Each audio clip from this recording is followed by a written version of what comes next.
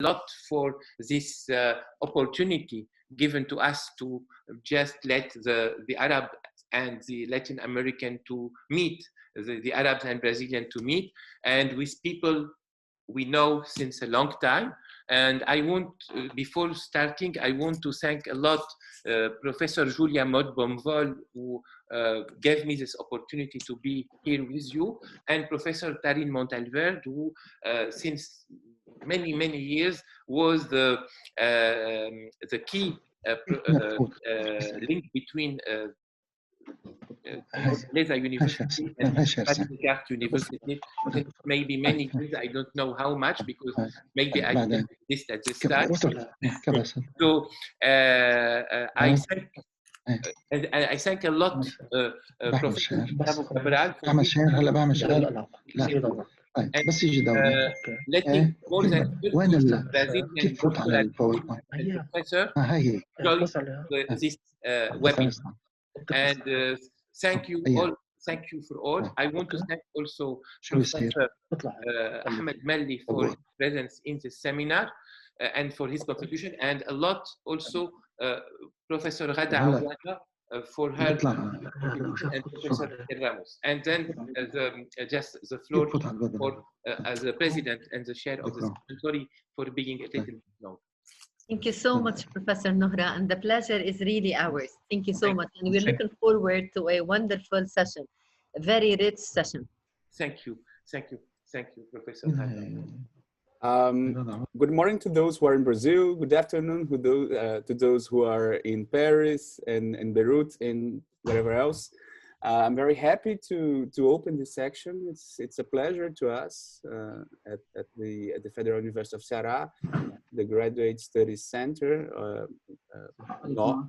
It's an amazing opportunity to start a dialogue with some other colleagues. I know that there is a partnership, since a long time between the newborn University of Paris and it's new. It's just in the name, we know. Just the name, only the name is it's new, but the university is since some centuries, and us. There's since a long time this partnership, and I thank Professor Tarine, who is here. I think she's listening to us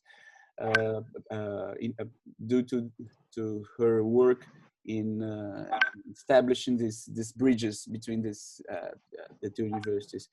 I'd like to thank very much Professor Fouad Nohra and Professor Julia Mott-Bomvol, who are organizing this seminar or this webinar with me. Thank you very much for being part of this project. I'm sure it is the first project of many others, I guess. I hope so. And for sure, I'd like to thank my dear colleague and friend, Professor Raquel of Federal University of Ceará, and our Lebanese colleagues, Professor Awada and Ahmed Malli. Thank you very much. I promise next time I will try to make a kind of welcoming words in your language. I'll try to do, but I'm very happy to have you here. Okay, and I don't know if Julia would like to say something as opening words or okay. I think our microphone is off, Fouad. Okay, yeah, she's here. Wonderful. No, thank you very much for it's a pleasure to be here and to see all our friends in Ceará and our friends in Paris and our friends from abroad in Lebanon, actually, Professor Malli and Professor Awada. I think I'll talk a little bit on the closure of this afternoon to talk a little bit about our cooperation and the new paths we're taking within this cooperation with the Brazilian University of Ceará. So maybe I'll be talking at the end of the meeting. Thank you. Perfect. So I think I'm gonna start my lecture, I guess, or maybe, or would like to say, would you like to say something, Fouad? I mean, it's a bit informal, this this transition from host to lecture lecturer. Okay, I'm gonna ask I'm gonna ask you to read the presentation. I think it's better just to to be in this the time schedule. So the title of my lecture is Attainable Democracy, Political Crisis and Anti-Democratic Arguments in Brazilian Intelligentsia. So I'm gonna read. I think it's better to understand. The ideas are became clearer when we put them on a text. So thank you once more for being part of this seminar. In 1972, one of the most prominent Brazilian constitutionalists of his generation, Manuel Gonçalves Ferreira Filho, professor at the University of São Paulo, published a book entitled Attainable Democracy, in Portuguese, A Democracia Possível, in which he criticized the liberal foundations of democracy, particularly direct elections, political parties, and self-government by the people. In his words, democracy was not a form of government to all people at any moment, since it assumes a certain level of social and economic development.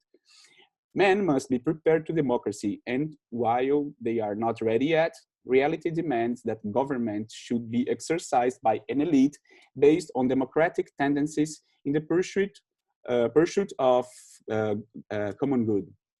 The philosophical intentions of Ferreira Filho, when he wrote his study, as well as the intellectual foundation of his opinions, are not relevant for this lecture, but the content of the publication and the tradition in which the book is inserted are.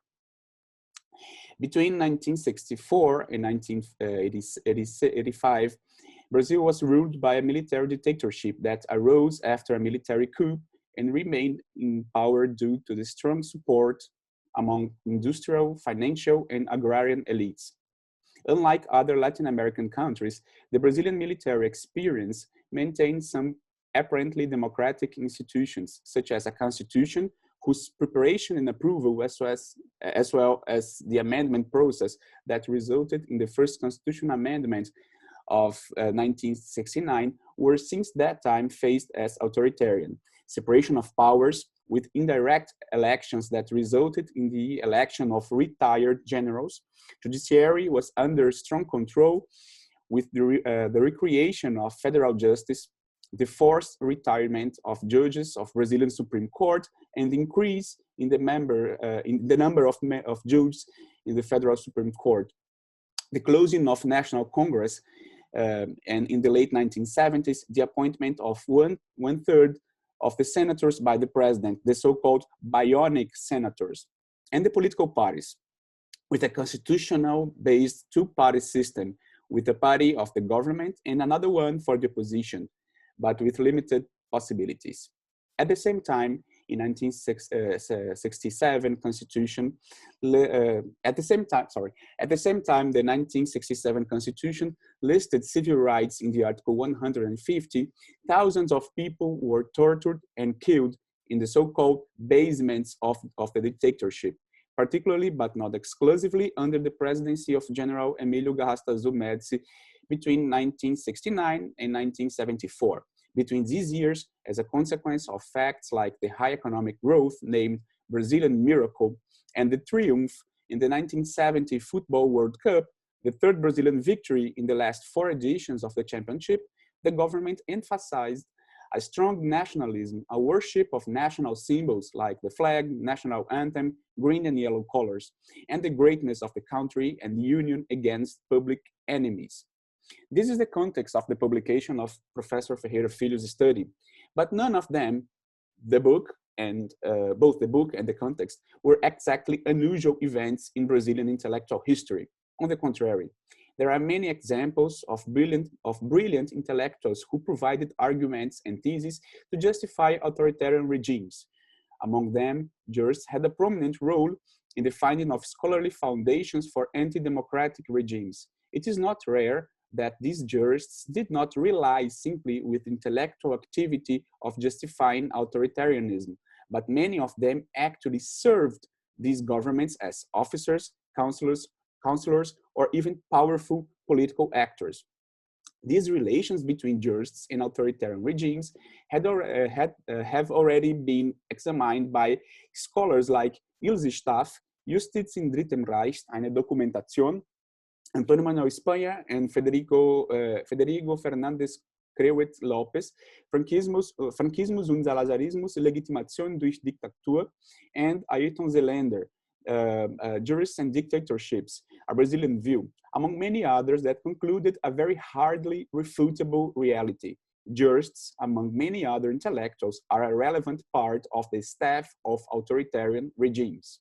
And more, their arguments facilitate the diffusion and the social acceptance of such models of state. I'm not sure about the actual role of jurists in this process. That is to say, if they create authoritarian arguments that were disseminated among people and reached a significant support in many social segments, or if they realize such an authoritarian but also diffuse feeling and try to organize these ideas. Maybe the two situations are not quite different from each other and are particularly connected. Analyzing the Brazilian case and the inadequacy of liberal political institutions, Oliveira Viana, one of the most influential Brazilian thinkers during the first half of the 20th century, stated that liberalism was not ontologically bad, but only not suitable for the reality of this country, Brazil, which required a centralized and sometimes personal authority in the government as a result of our social constitution. His arguments were greatly influenced by the anti-liberalism of Alberto Torres, a former politician and judge of the Brazilian Supreme Court, whose criticism to the oligarchical institutions of the Brazilian First Republic between 1889 and 1930 had a strong impact in both civilian and military intellectuals. Viana was a pupil of Torres and became a leading figure in Getúlio Vargas' new state, which is the period between 1937 and 1945. And so were many of the young military officials that supported Brazilian Revolution of 1930, who became later the generals that influenced the military coup of 1964, namely Juarez Távora and Eduardo Gomes, whose intellectual formation was based on anti-liberalism and whose political positions were related to conservatism. Both ran for the presidency between 1946 and 1964. During the 1930s, authoritarian political positions were in the spotlight.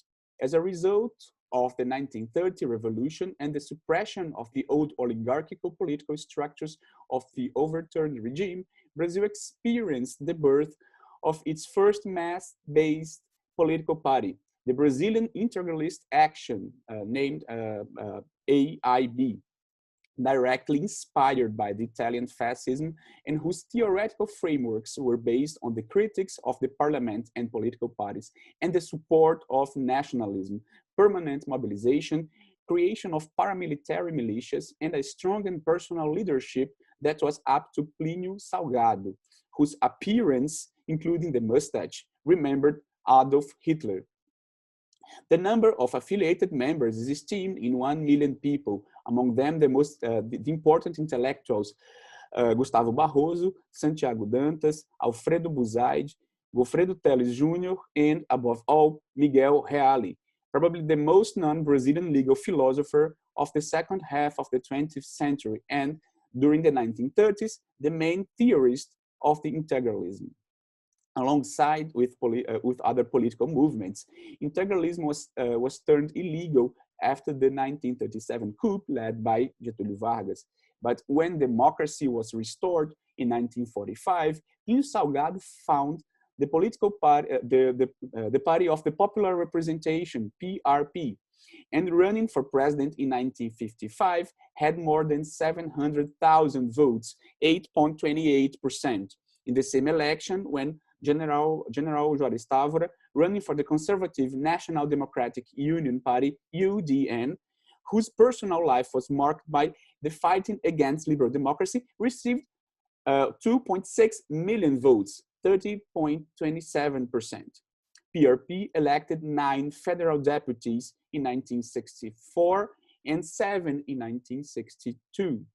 Sorry, 7 federal deputies in 1954 and 7 in 1962, a number that was not exactly insignificant. Integralism was not the only anti-democratic movement to reach a large support in Brazil during the 1930s. The Brazilian section of the Nazi Party was founded in 1928 as part of its strategy of internationalization. Among the 83 sections outside Germany, the Brazilian one was the largest, with 2,900 members, according to the paradigmatic study of Anna Maria Dietrich. Many strategies alleged by integralism and other authoritarian experiences, including the Brazilian cell of the Nazi Party, were incorporated by the new state after the 1937 coup. Among the theories that supported this regime, which is not seen as a pure fascist, but instead a complex merger of corporativism and a local reading of Auguste Comte's positivism and the political experience of Vargas' intellectual mentor, Júlio de Castilhos. The name of Francisco Campos is the most remarkable. Minister of Education and later Minister of Justice, Campos published in 1940 a book entitled The National State, Estado Nacional, in which, under a heavy influence of Carl Schmitt and other European theories of the authoritarianism, he defended a strong regime led by a conductor, which in German language is called Führer, with charismatic and personal leadership that, through the use of recent medias such as radio and movies, cinema, can govern directly the population without the mediation of parliaments, political parties, and even politicians. Modernity demanded a new kind of democracy, a democracy of masses, for a country that must be faced as a union of people and the refusal of difference of almost any kind. A few decades later, in 1964, Campos wrote personally the Institutional Act No. 1, which provided the military coup a juridical formula based on the theory of the original constituent power of people exercised through the mediation of armed forces, particularly the army. In this document, the movement that deposed President João Goulart was a revolution because it manifested people's will. As people was not exactly consulted about their opinion on that fact, what we have is another brilliant jurist justifying anti-democratic actions. The list of jurists that supported anti-democratic constitutions, movements, rulers, or events in Brazil, as well as a few that also directly worked for these regimes, is long and includes important names like the author of the 1973 Civil Procedure Code, the professor of the University of São Paulo, and that time Minister of Justice, Alfredo Buzaide. In a text published in 1970, entitled Political Course of the Brazilian Revolution, Buzaide defended the famous and nowadays remembered by some people, Institutional Act No. 5, that limited the individual rights, closed the Congress, and initiated the darkest moments of the military dictatorship.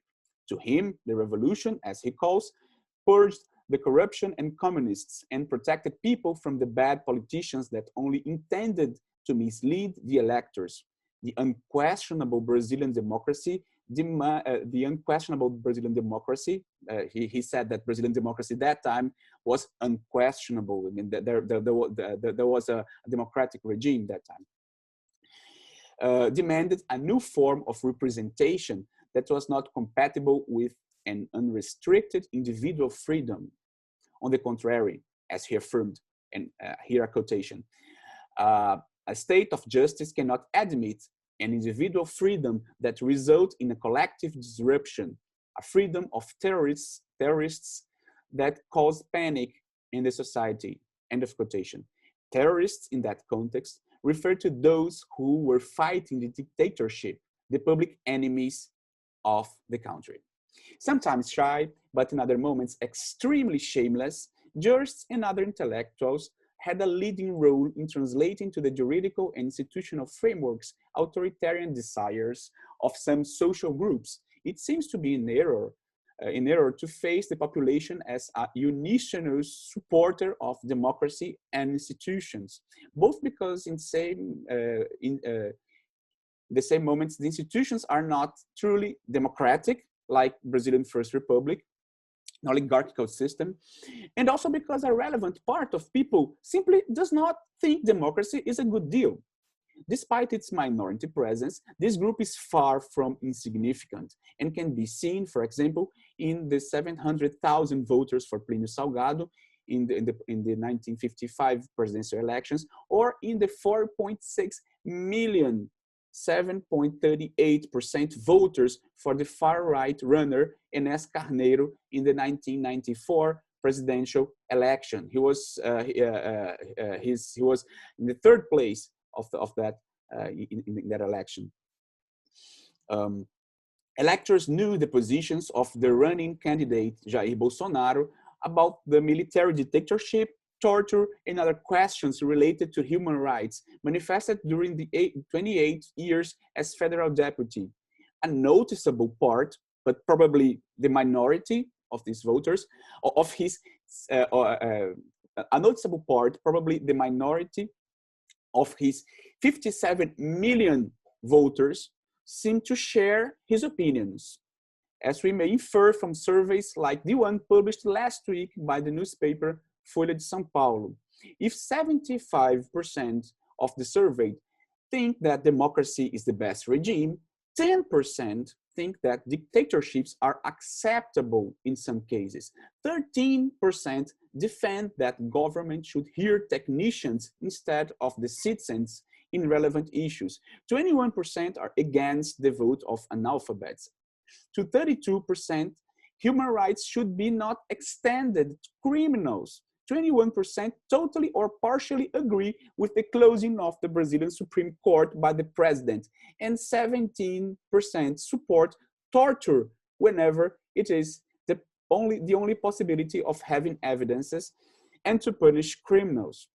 These numbers reveals that a part of Brazilian population approves an anti-democratic agenda, sometimes very close to Achille Mbembe's notion of necropolitics. Looking to the end of the chain through opinions and practices in society, recent scholarships are trying to understand the roots of Brazilian authoritarianism by linking this problem to the social and economic structures of the country and establishing a connection to racism and other forms of prejudice, like Lilian Schwartz on Brazilian authoritarianism, and trying to read it psychoanalytically in order to comprehend authoritarian personalities in the terms set by Theodor Adorno, like Vladimir Zafatli's book, The Circuit of the Affections. I think that the contributions of the Brazilian intelligentsia, particularly from jurists, are helpful because they somehow reflect these authoritarian expectations in the core of the state, many times creating new structures based on the importation of authoritarian ideas, but most of time only institutionalizing what is practiced in the ordinary life of a country that lasted almost 4 centuries to abolish slavery and tolerated many levels of oppression and violence. That's it. Thank you very much.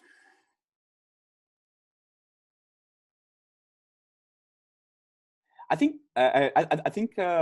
now. Thank you, Professor. Thank you very much, Professor Awada. I think that now I can go directly to Professor Fouad's lecture. Thank you very much.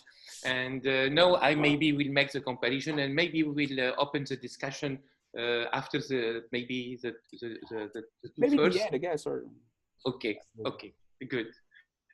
So thank you very much, and I learned a lot about Brazilian authoritarianism. It's very, very interesting. I have read some of it, but now I learned much more with this during this 20 concentrated minutes of very dense information. Thank you very much, and I will start with my lecture about Arab transition to democracy and against dictatorship and civil war, etc. So what I will do is I will share my screen, because you see very schematic and schematic in my way of thinking, and it's easier for me to share my shames it's a common way now for me to share the opinions and the analysis I have. So what I will do now, if you allow me, I will share the PowerPoint presentation.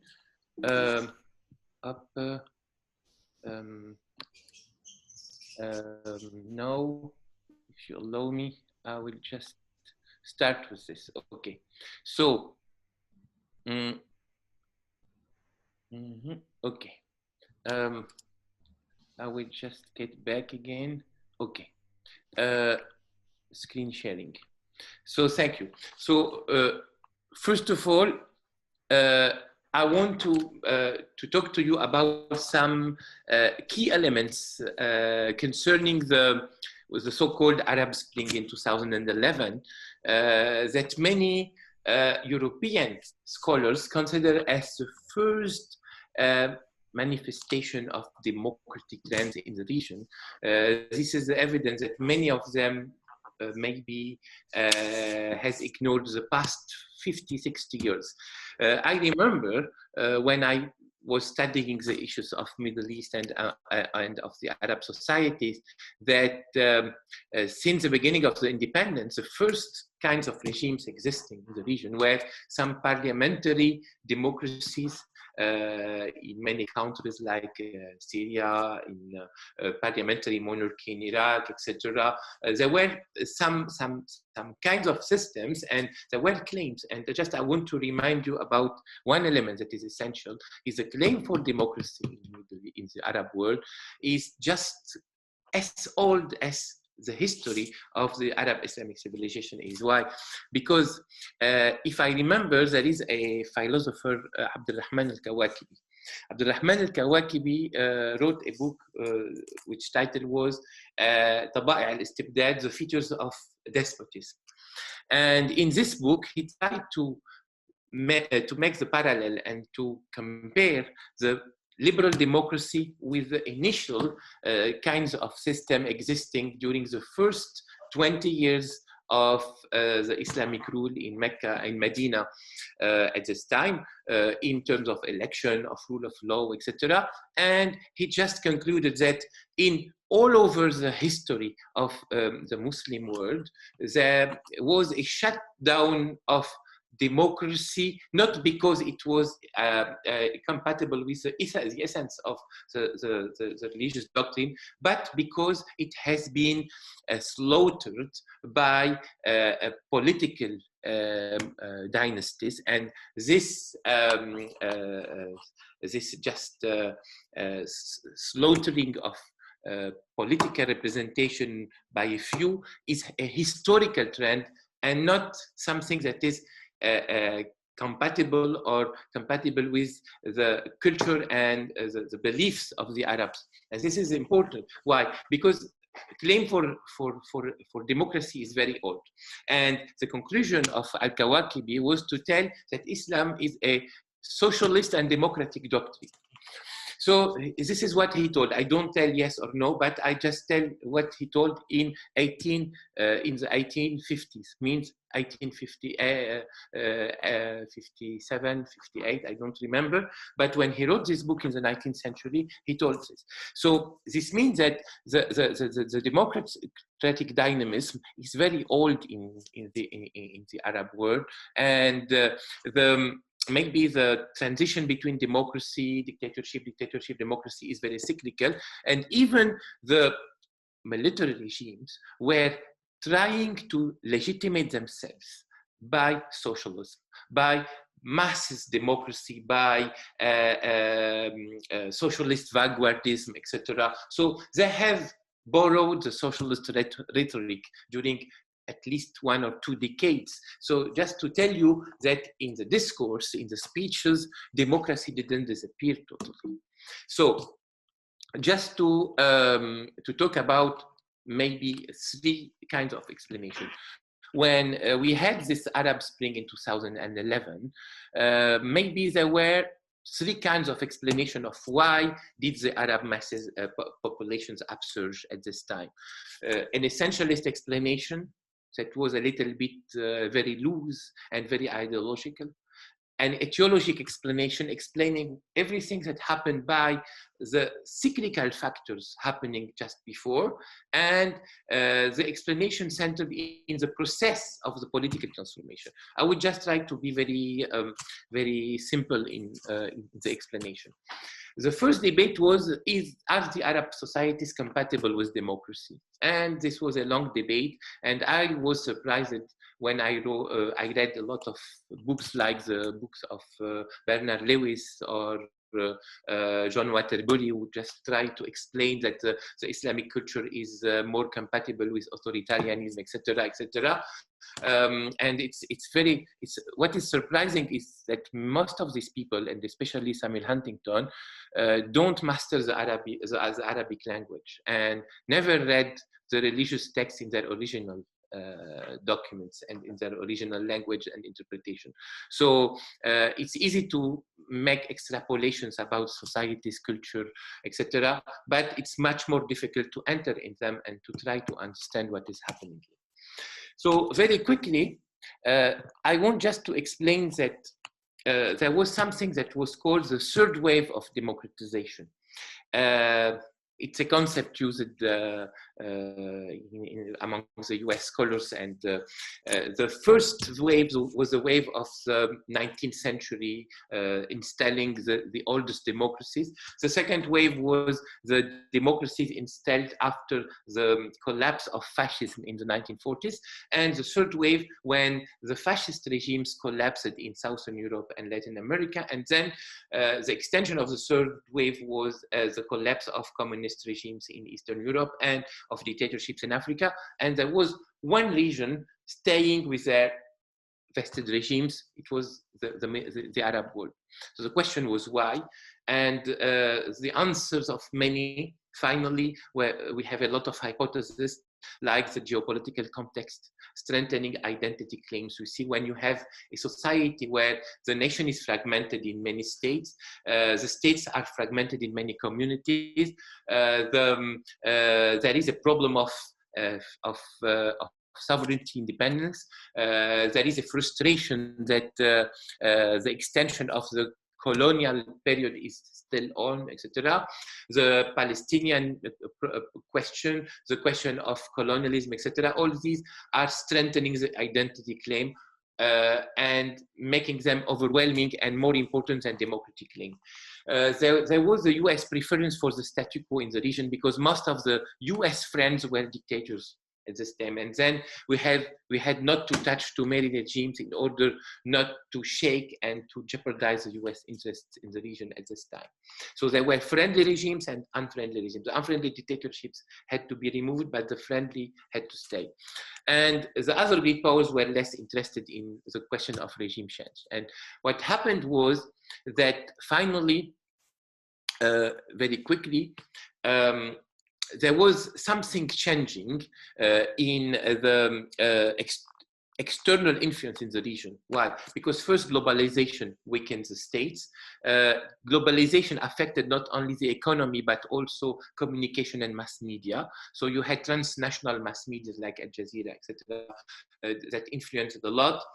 You had the social networks coming in. You had also factors weakening the states when, for instance, civil societies became stronger and stronger all over the world, and you had transnational civil society movements. All these factors added to the factors that the US foreign policy in the region became a regime change policy since the Bush administration, and everything was enforced to destabilize the vested regimes. But this this gave opposite effects, because people were feeling United States much more than domestic regimes at this time. And we had to wait, and maybe there are a lot of studies about it, but we had to wait for the Obama era, when Obama had a softer, maybe smarter foreign policy that allowed the societies just to turn to their domestic problems more than to the US threat of their own region. So all these areas, all these factors existed, and the other question is, this Arab Spring in 2011 affected many states with a spillover from Tunisia to Egypt to Libya to Syria to Yemen, etc. But we have to notice something, that except for Algeria, most of the regimes shaken by this revolutionary wave were Republican. Socialist and Republican, or formerly socialist and Republican. Egypt, Tunisia, somehow, Libya with Gaddafi, and Syria. And what may be interesting is that none of the monarchies were shaken except for Bahrain, but Bahrain was immediately held by the Saudi forces that intervened very quickly to stop the revolutionary wave. So the thing that happened is that we had a lot of explanations. We have many kinds of explanation. One of them is given by one of my friends who is a former French ambassador, Michel Rimbaud, who explained in one of his books that it was planned by the great powers and by the US project for the region, first to destroy the socialist Republican regimes who were resisting the conservative dominance of in the region. And this is one of the explanations, and he explains this very well in his book on Middle East. But unfortunately, there are no footnotes, so I couldn't exploit it at all. There are a lot of quotations, but without telling us where did he take the quotation from. Nevertheless, it's an explanation that has been developed also by Sami Kleib in his book on Al-Assad Bain al-Rahil wa Tadmir al-Manhaj, and translated to French, the série Les Dossiers Secrets, in which he just explains the details about how the US foreign policy was focusing on how to destabilize the axis of resistance between Syria and especially focusing on Syria. So this is an explanation. There is another explanation that I maybe found, maybe it is true, maybe it's not. It's what I call the cognitive dissonance. What is cognitive dissonance? Cognitive dissonance is when you have a contradiction between what you are doing and what you believe.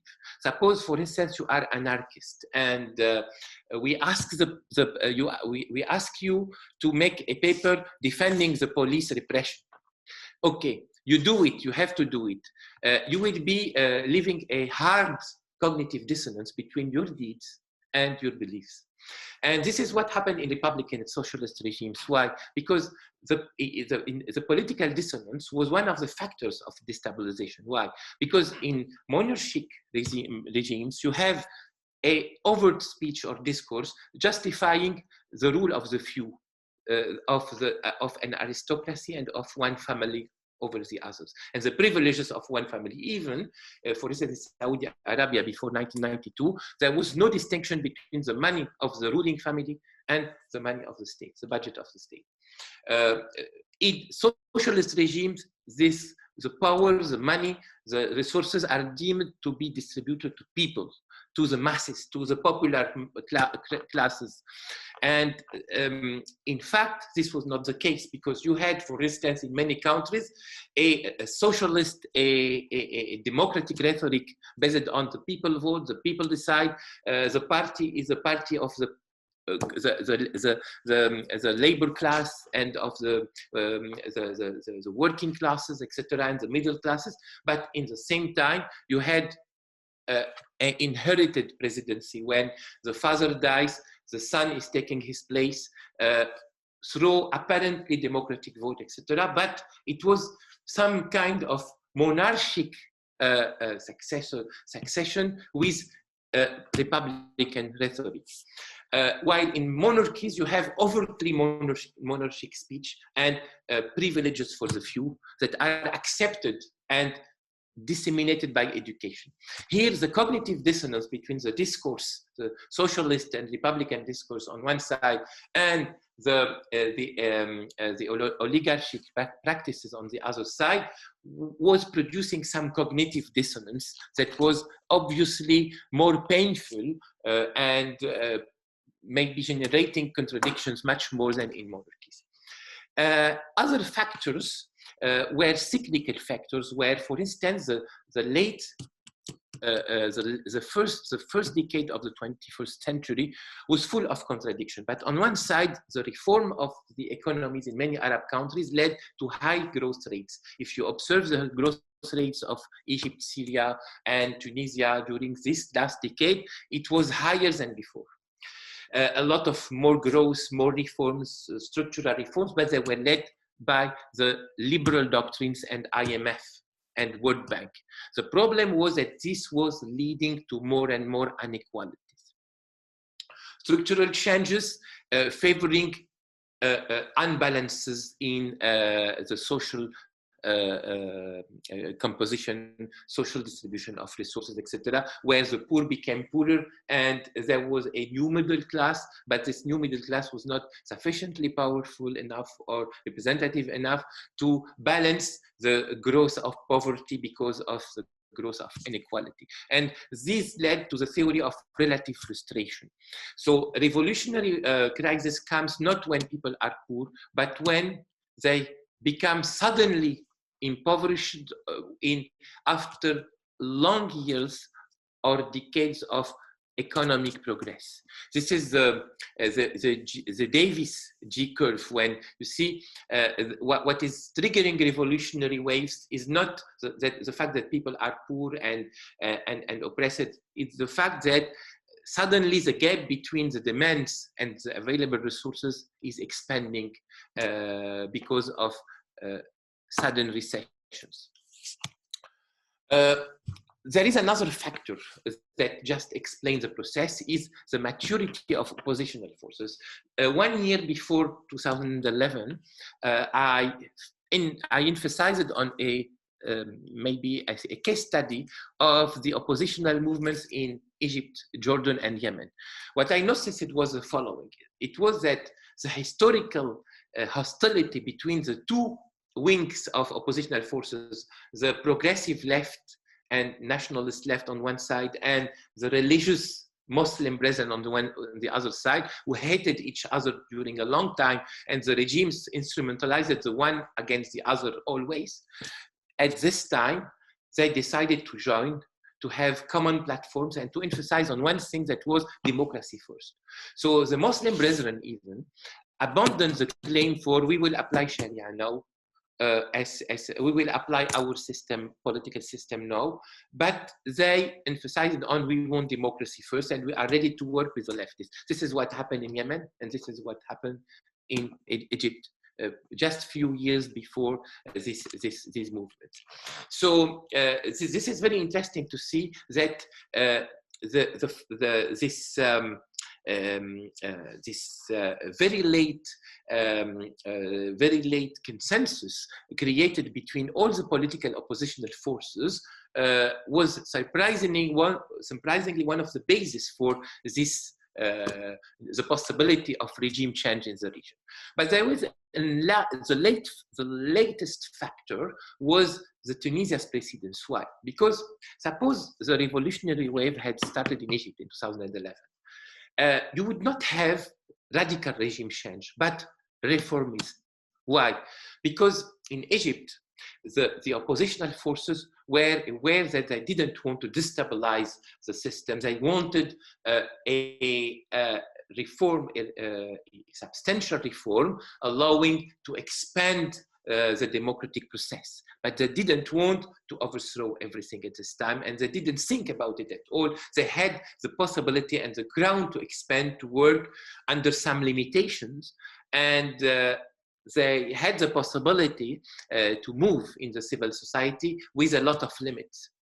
While in Tunisia, it was a much more totalitarian system where the opposition was almost totally suppressed. So when you had the first insurgencies, the first demonstrations, mass demonstration, and they spilled over to all the country. At this time, the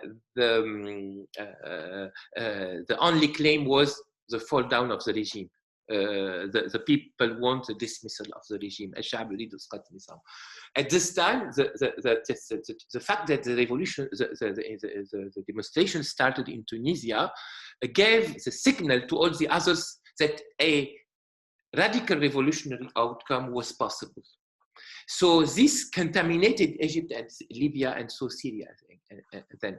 So this is why if this wave had started in Egypt, the outcome would have been much more reformist than radically based on regime change and the fall down of the presidents and the governments, etc., etc.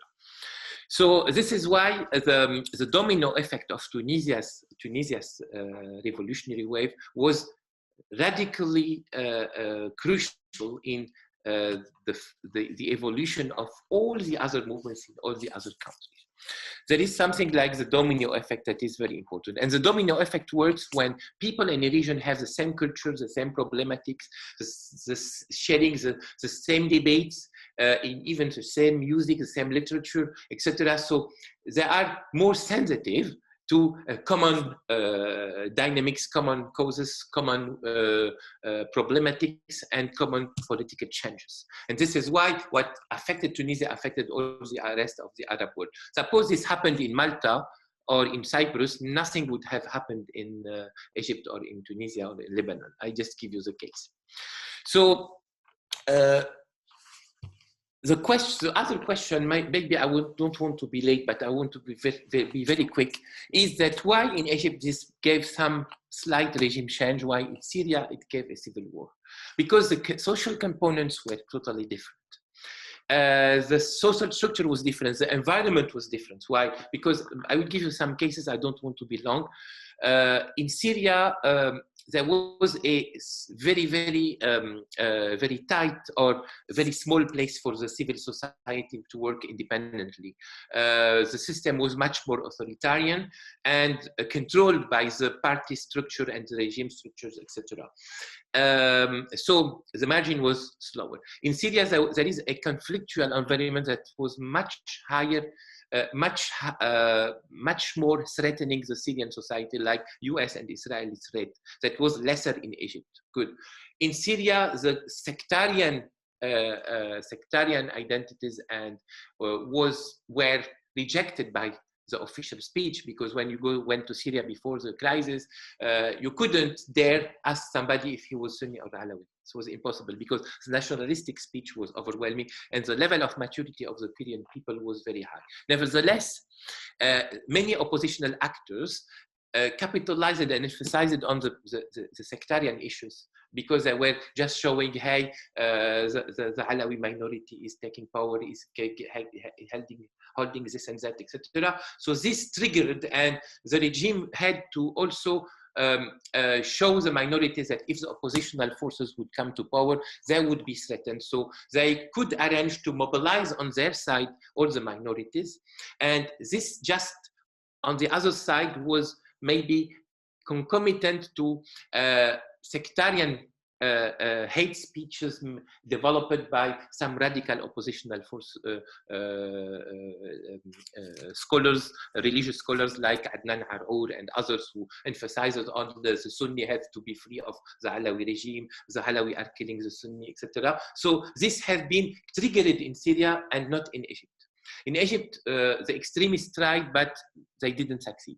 There is another problematic is the army. The position of the armed forces and the army commandment was crucial to the fate of the revolution. In Egypt, the armed forces decided to sacrifice the head of the regime in order to save the state.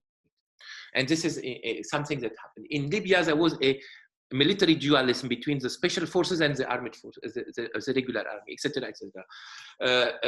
And so in Syria, the defection was just affecting low-ranking colonels. Good. So all this is very interesting. The problem of moving to civil war is a problem of revolutionary dynamism. Means that you have to analyze the dynamics of an insurgency. In Egypt, just the removal of Mubarak and the Mubarak regime and the shift to a new constitution stopped this wave and avoided the demonstration and the insurgency to topple everything in the regime. So the army, the institutions remained at their place. While Syria, what happened was that the regime answered by gave three answers. Okay, reforms on one side in 2012, but mass mobilization. And just remember that in Damascus, there was a huge mobilization of about 1 million person in order to defend to just Syria against the foreign threats, etc., and to tell we want reforms, but we don't want this revolution. And this was just to balance and to have a counterpart to the Der'a insurgency and Der'a, Deir ez-Zor, and Hama and Homs insurgencies. So the other answer was harsh repression. Suppression and repression. The fact that just led to a negative and escalating interaction between the oppositional forces and the regime. And this negative and escalating interaction maybe led to radicalization, and there is there are phenomena. I want just to be very, very quick in it because I overcome my baby time of speech, but I want to be very, very, very brief. I just discovered something that I was maybe persuaded of, and I tried to develop it, but I found its theoretical foundation in the Laporta's theory. Just when the violence intensity is very high, repression is undiscriminated, etc. This is what happened in Der'a, Deir ez-Zor, etc. Then there is a competitive escalation. And this competitive escalation leads to what we call ideological encapsulation of the oppositional forces that become autistic, that become more closed on their environment, rejecting all the others, Manichaean, binary, considers the outside actors as traitors or enemies, etc.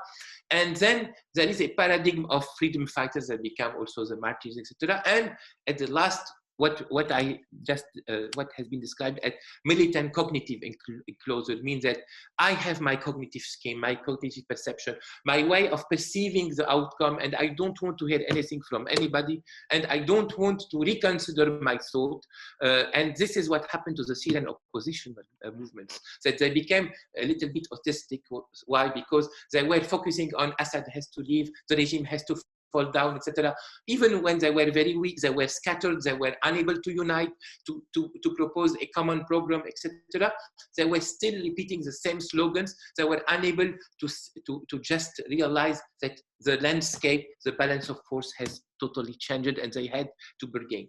And I just remember some periods and just details when at one time I was just trying to talk about, no, there is a new phenomenon that is ISIS.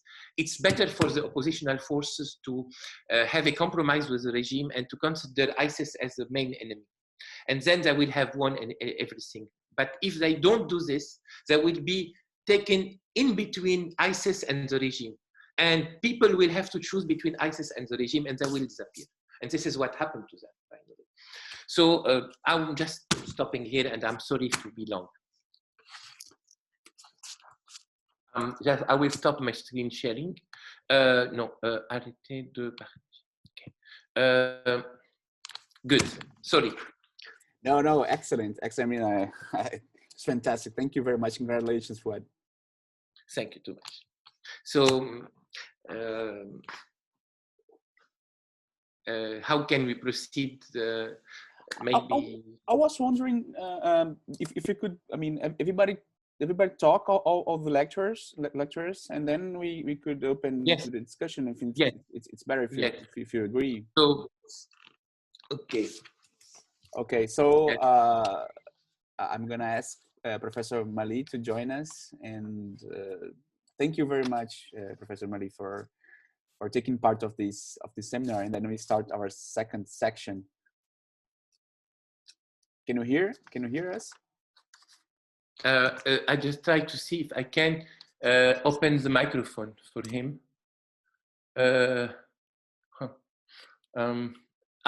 Okay. Professor Malli has only to demander I'm just trying. Demander la réactivation du micro. Yes. Yes. Maybe the microphone. I asked for the reactivation of microphone. Good. Wonderful. No.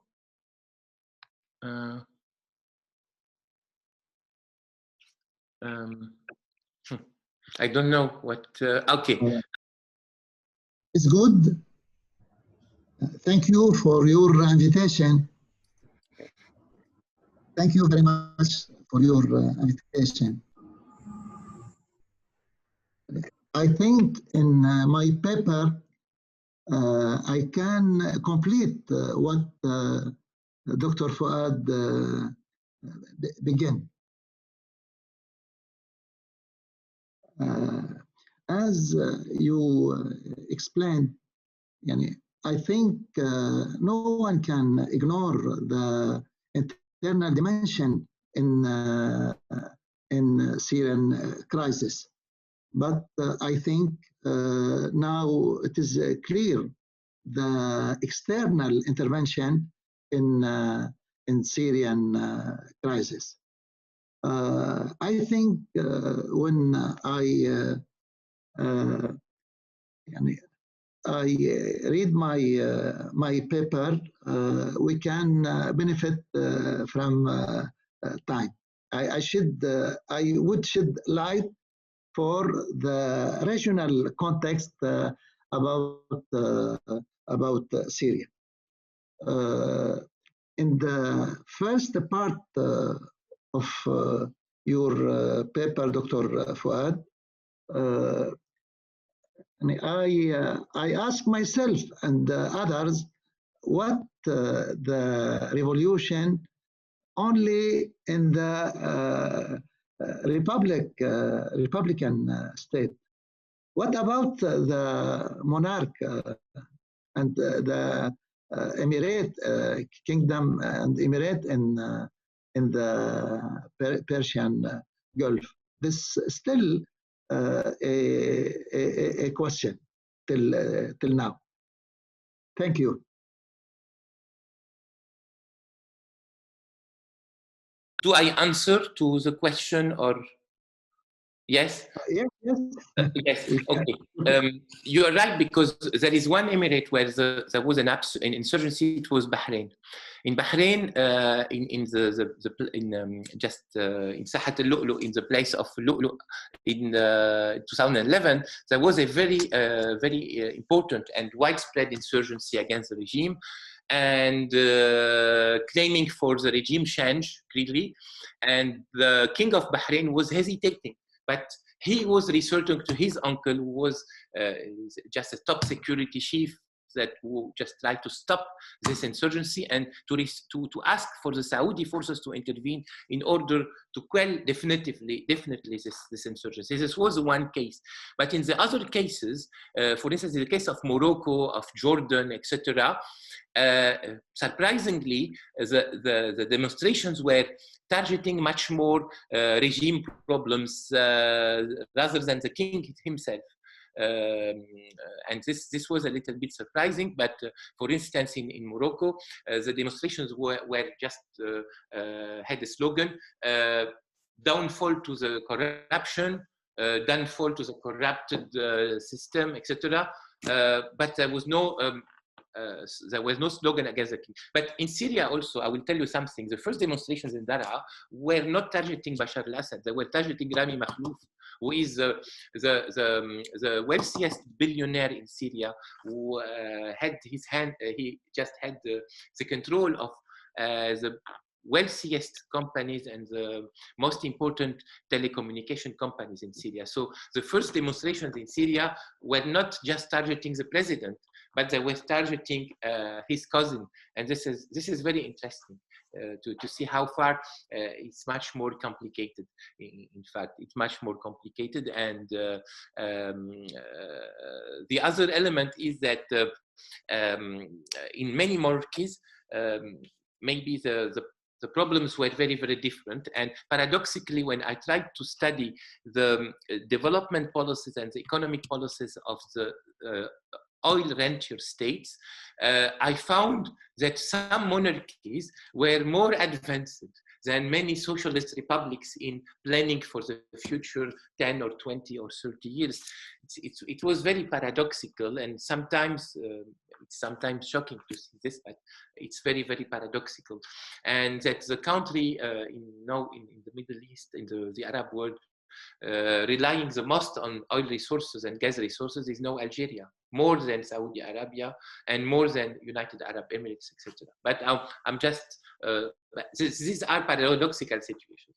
Other thing I believe in is the extreme complication and complexity of each situation. Why? Because, for instance, if we take the case for Syria, when the Libyan revolution was not terminated, but ended up with the downfall of Gaddafi's regime, many Syrian oppositional became really autistic, believing that the same scenario will happen in Syria. And this was a mistake. And even the Turkish president fell in this trap, because he was not sufficiently radically anti-regime in Libya. He just was seeking for dialogue, and he saw that he lost his place in Libya. So he tried to compensate in Syria, and he was wrong in Syria again. So this is why, because he was still involved in the Syrian conflict, while all the great powers withdrew from it and let him alone with this. You see, so this is a game that is very, very complicated. And in Syria, at each step of the crisis, there are new data. For instance, now the problem of Syria is it is totally surrounded with a lot of foreign forces. There are 7 foreign armies in Syria. Each one has part of the country. You have the Israelis, the Americans, the Turks, the Russians, the Iranian, and you have all these forces are, some are asked by the government, some others are not, etc. So Syria is, and there are dozens of militias fighting in Syria for the regime, against the regime, etc., and a lot of foreign fighters. So the problem is now, the more you have foreign actors in this crisis, the lesser is the probability to end up this crisis. Why? Because finally the foreign component is feeding itself, and its raison d'etre is just that the crisis is just still on. This seems also very interesting, and this is what is happening now, and preventing from any conflict resolution that is really serious. Because I thought one time that maybe if there is a strong state, everything will end up. But the problem is that the strong state is parasited by a lot of paramilitary forces, and in fact, the central state institution have a long time before being consolidated in the country. And there is another factor, that is nothing can prevent, but we don't know what can happen next. We don't know what can happen next. What if the Russians become tired of being involved in the conflict? These are many questions that we can have. I'm sorry to be long. Thank you.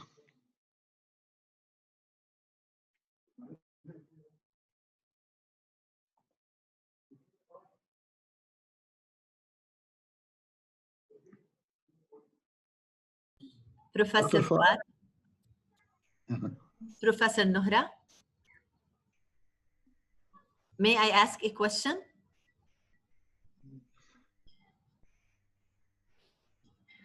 I'm hearing you, yes. I'm sorry. First, I have actually to thank you for your very illuminating presentation. It's really wonderful. I'd like to ask you, but before I ask, I'd like to pave the question, to pave the ground for my question. Like, don't you think that, like, if we get back, or if we look back at history, we'll find out that the whole thing can be traced to the bipolarity that has been, like, you know, shaping the entire world. So, like, if we like can get back and we look at, like, you know, the events like prior to the end of the Cold War and prior to the collapse of the former Soviet Union, we'll find out that bipolarity was controlling the entire world, like Russia, the former Soviet Union, and the United States of America. So the Western Bloc, like against the former Soviet Union, were like controlling the entire world. Like, and then when like the insurgencies started, and definitely that like bipolarity ended, came to an end after the end of the Cold War, that led to the collapse of the former Soviet Union, and then the bipolarity was replaced again by unipolarity. And things remained like this, in my opinion, till 2003, 2004, 2005, like multipolarity started to rise. Then like when the insurgencies started in Syria, in my opinion, the whole thing has been at the very beginning ethnic. And like they wanted, like, you know, to like take full advantage of, like, you know, the ethnic conflicts, like to go for something that is supposed to lead to the upheaval of the Assad's regime.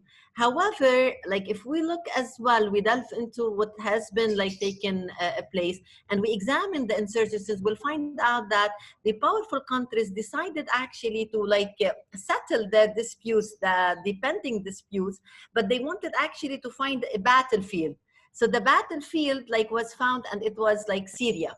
So this is why now like things like stopped to be like ethnic, and things stopped to be like, you know, as mere repercussions of insurgencies. And actually we cannot call like what happened like a revolution, because if we delve into what happened, we'll find out that the powerful countries decided actually to like find a battlefield, and the players started to play.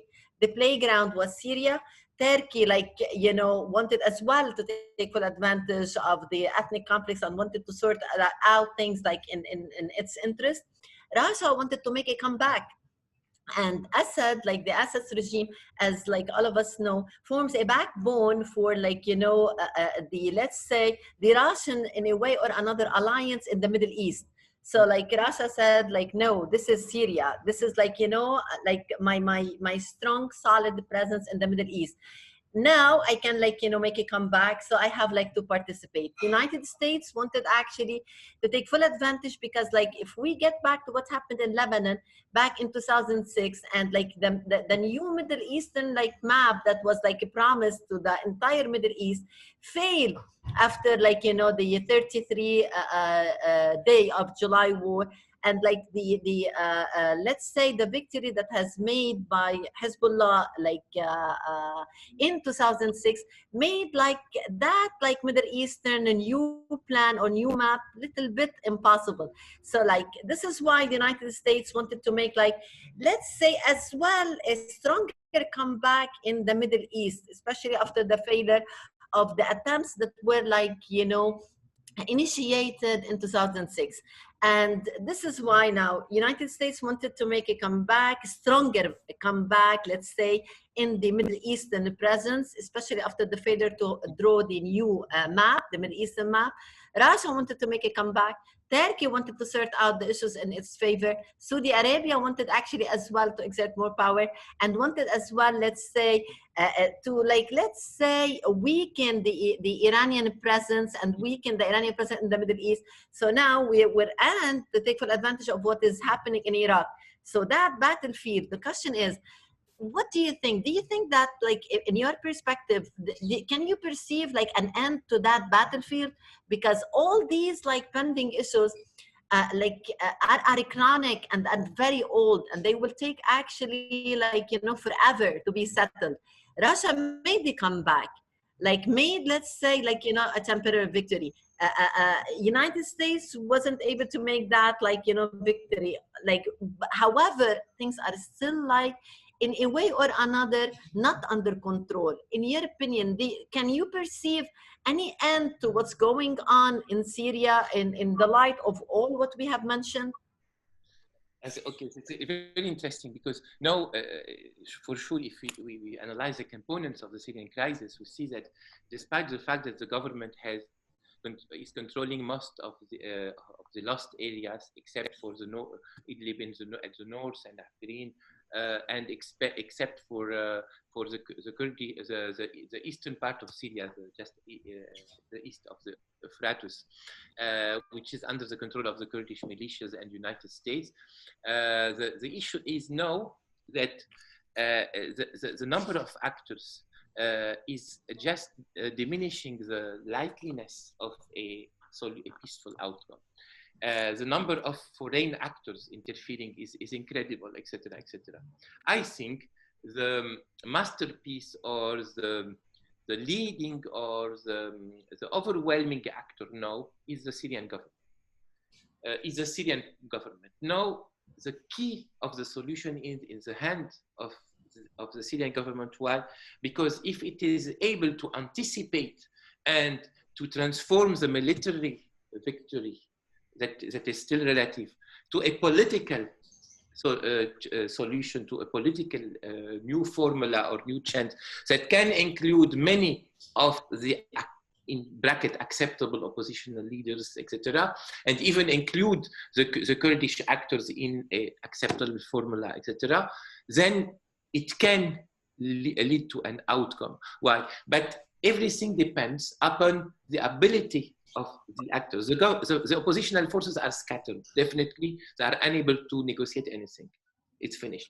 The Kurds, left alone or with the United States, will go to separatism and to the creation of a new state. But on the other side, the Syrian, I think the key of the solution is in the hands of the Syrian institution now. And the question is, are they able to make the change? This is a question from inside. And this is a question that we can ask. If yes, in this case, will there be a comprehensive approach to the problematic, even if this comprehensive approach will never include Jabhat al-Nusra and all the others, they will never accept. So, but for the least, giving an acceptable solution. Why? Because now a majority of the Syrians are on the side of the regime because they are tired with war. They want to stop war. The first priority for them is stop the war. We want to eat. We want to work. They are depoliticized. Even if the regime is making a U-turn change against his old principles, they will follow it. So there is a priority in the Syrian society is the peace and reconstruction. So every solution that we go in to this side, they will support it. This is important, and this is the reason why now this can be capitalized by the government. This is the only actor who can capitalize a possibility of new support that is passive, default support, if I say. It's not an ideological strong support from many, even if some do it, to a positive involvement in a system reform or regime reform, a structural reform that can be comprehensive. In this case, the government will gain a domestic legitimacy and an international and regional legitimacy. And even all the enemies of this regime will start talking with him, including Turkey. This is just one to two.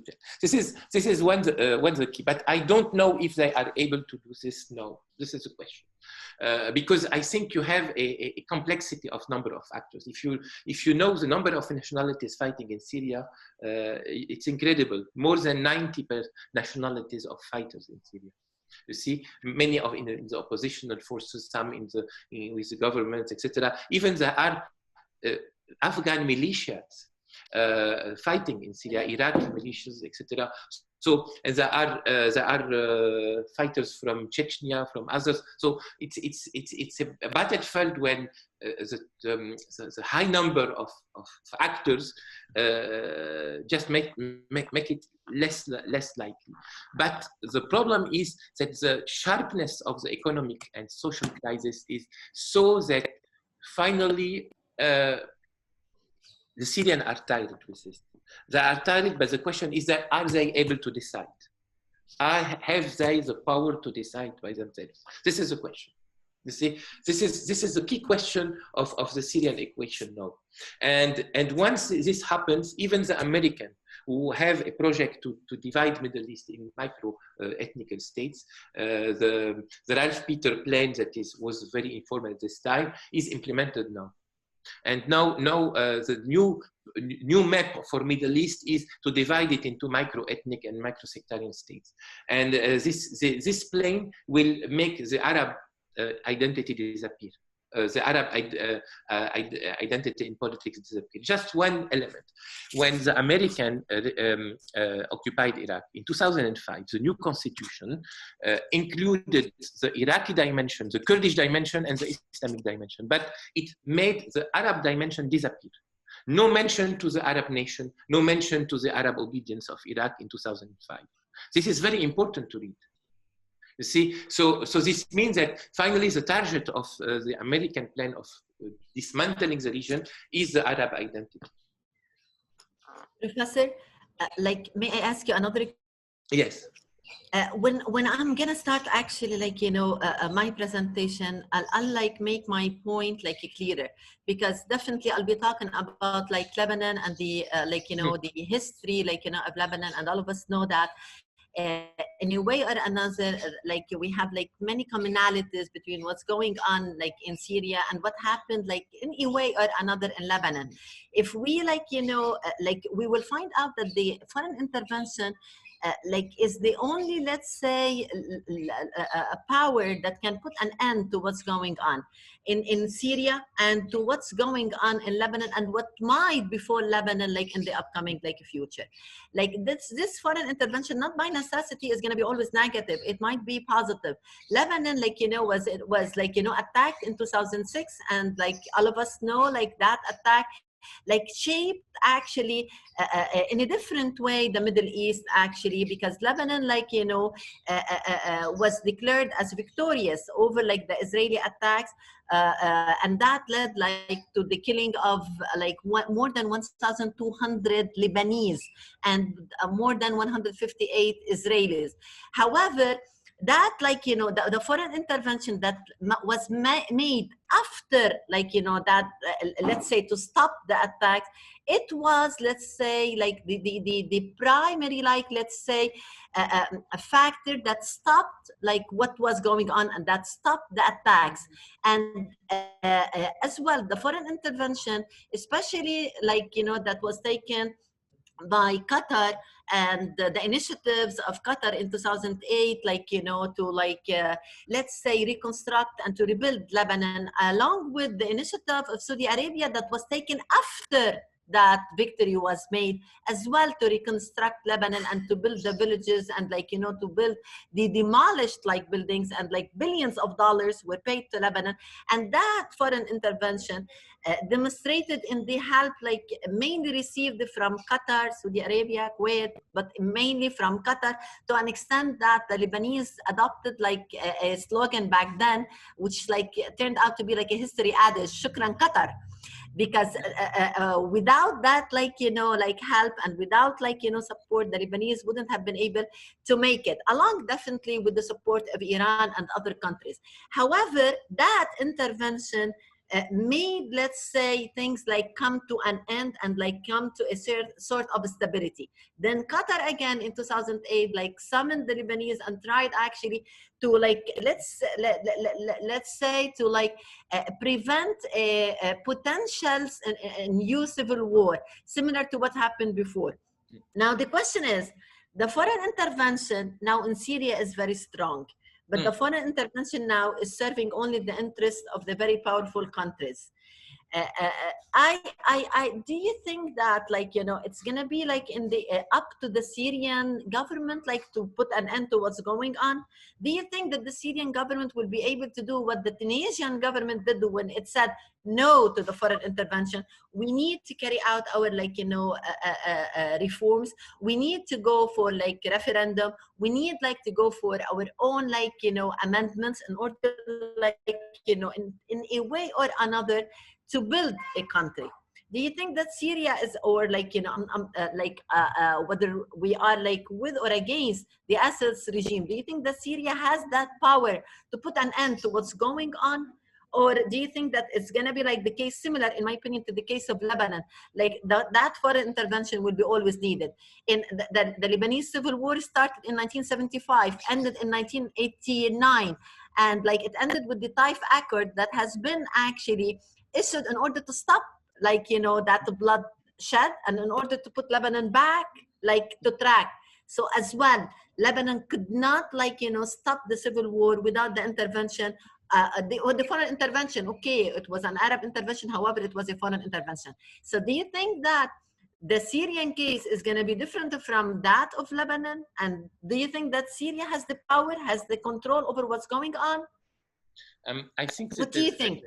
This is a question, because you see, the question is of it's a long range process. Why middle or long range process? Because I think it depends upon the ability of the leading actors to build up wide coalitions. Then by building up wide coalition, when the foreign forces will be without allies and without domestic resources, they will have to compound with this new reality. This is a case. And the other element that is very important here is that now, for instance, there is a role played that is very, very constructive because in the case of Syria now, there are two backbones for the reconstruction of the new Syrian forces. It's the Russian and the Iranian on the other side. But the issue is that in Syria now, the problematic is not only to get overtly in a conflict with all the foreign forces. I cannot, but to deprivate or to deprivate the foreign actors from their domestic allies. This is the first step. When the first step is finished, the next step will be, okay, we are all together. We all agree on one formula that you have to stop. And this is important. Why? Because in the case of Lebanon, it's very different, because in the case of Lebanon, the Syrian forces was the Syrian government and the Syrian intervention was in favor of stopping this war, because there is a complementarity. It's the same people, the same objective. It's the extension of the Syrian force, etc. It's not the same problematic. I cannot compare Syria and Lebanon, which is sharing the same history, the same culture, with the Russian in Syria or the American in Syria. It's not the same. And the third element is that in the case of Lebanon, just a detail, when I went in 2009, I was just invited for a visit in the extreme south. And my friend who is a historian, specialist of Turkey, etc. He told me, look, it's written here, thanks to Qatar, thanks to Saudi Arabia, but 90% of the reconstruction was paid by the Iranian, but they don't advertise it. They just gave the money, and they didn't advertise the thanks for us, thanks for us. This is just to give you one case about it. And he told me this building and this building, 90% of the building in this village was totally destroyed, have been refunded by the Iranian, 10% by the Saudi and the Qatari. But when the Saudi and the Qatari did it, they just you had an advertisement, thanks to Qatar, thanks to Saudi Arabia, thanks to this, thanks to that. And this is what happened at this time when he showed me this. In this, it doesn't see, but this means that at this time, and what is very, very positive, is that the Gulf countries were nevertheless giving money for a country who was devastated by Israel. What I am afraid of is that no, I don't want to get into detail. Is that now the problematic? What is crazy now is that the cognitive structure, the mental and cognitive structure of many Arab decision makers is totally altered by the inter-Arab civil wars, and this made the Arab world weaker and weaker. The strongest country up to now in the region was Lebanon. The most powerful Arab country in the region, in all the region up to now, is Lebanon. The only country maybe the many foreign forces are afraid of, or this is one of the reasons Lebanon is targeted now. I thank you so much, like Professor Nohra, for your answers. I fully agree with you. I'm sorry to. And like, yes. I fully agree with you. I will be actually waiting for, like, you know, my part to like when you are gonna like allow me to give my presentation about Lebanon, and then I'm gonna like actually clarify further the points you have just like made by giving examples related to the reforms that are being like carried out by the new government. However, because of the pressure like that is like exerted on this government, and the tremendous pressure that's exerted on this government because of, like, you know, the divisions among the Lebanese and among, let's say, some parties, and, like, you know, some, like, you know, ruling elite that have been accused of corruption and that have been controlling the entire, like, you know, a country for 30 years. And because of, like, you know, the corruption that has been excessively controlling the country, and because of the, let's say, the divisions among these parties and the representative of these parties, like this new government is like facing like many challenges, because, like, as you know, and later on I'm going to be able to elaborate, Lebanon, like, you know, includes 18 sects. And the 18 sects, as actually, they are actually, like, you know, they have not been on like good terms because of their different perspectives. Like, they have been mainly divided. Some have been able to consider Syria as like a strong alliance and like as a strong, let's say, refuse to Lebanon, and others like considered Syria as, like, you know, an attacker, as a weakener, like, you know, to the solidarity of Lebanon. And this is why, like, you have like two major, like actually four major poles, like perceiving things differently, completely differently. Like after the assassination of the former Prime Minister Rafiq al-Hariri, as you know, the International Tribunal has been like created, and that like has cost Lebanon like a lot, actually incurred a lot of like damages on all levels. And that led to the withdrawal of the Syrian, like, you know, troops from Lebanon. Some consider this like as a victory because they got rid of the Syrian, like, you know, forces, and some consider this, like, you know, as the major loss, because the Syrian actually forces that were in Lebanon were asked to be in Lebanon in order to stop the bloodshed that was like taking place due to the civil war. So like the different perspectives and the different mentalities you have mentioned, I'll be like, you know, re-mentioning again when I, like, you know, give my short presentation related to Lebanon and to the reforms carried out by the new government. And I will talk about actually the reforms are too many, but because actually of the powerful role of, let's say, the Western, like, you know, let's say powerful role that has not been supporting this government.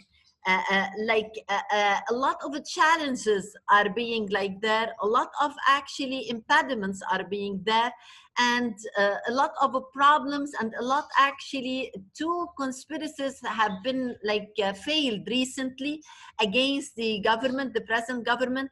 So like we will, like, when I give my presentation, you'll find out that what you have said is exactly the case when it comes actually to Syria, to Lebanon, to the Middle Eastern stability. And it is exactly, in a way or another, the case that conforms with your description and the description of Professor Gustavo to democracy, and how like democracy can have different definitions. And having different definitions to democracy might be a backbone of a major problem. And especially, like, you know, if we're going to take into consideration what has been going on recently in Lebanon, you'll find out that having different definitions for democracy and like can have different interpretations and can have actually different connotations, which might actually incur problems, like, and not like solutions, or like, let's say or things that might like facilitate settling the issues that have been agonizing the Lebanese, especially agonizing the Lebanese for the last 30 years. The accumulation and the peak turned out, like, you know, to be October 17, 2019.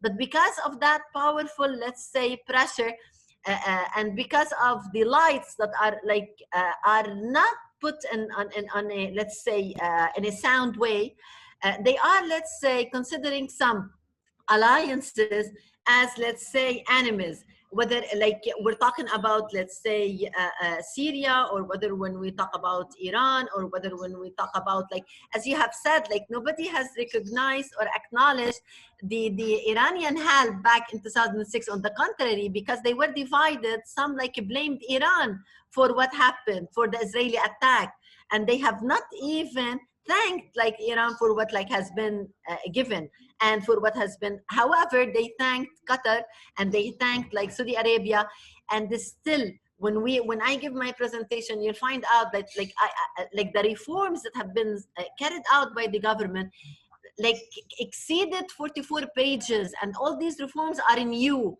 However, they are not even giving the government, let's say, the opportunity to carry out these reforms the way these reforms should be carried out. Why? Because of the foreign intervention, because of that powerful foreign intervention that is still shaping Lebanon, and it is going to shape the future of what's going to happen in Lebanon, unfortunately. Thank you, Dr. Awada. Thank you very much, and thank you for this. I will stop talking because I realize that I have taken a lot of time, and Professor Ahmed Malli has a lot of things to explain to us, and you will have a lot of things to explain to us. Thank you so much. This is very, very important. And so I share your analysis of many things because I share a lot of ideas that you are developing about it. And despite the fact that always when I talk, I am always persuaded that there is something I don't know. So there are a lot of things I don't know. You see, recently, for instance, I discovered a lot of things by my last readings that I didn't know before. So I will just maybe... We're lifetime learners, Professor. Thank you. Thank you too much. And thank you a lot. Professor Ahmed Malli, I'm so sorry for this, the fact that I talked a lot, and now the floor is for you. No problem. Thank you, Dr. Nohra.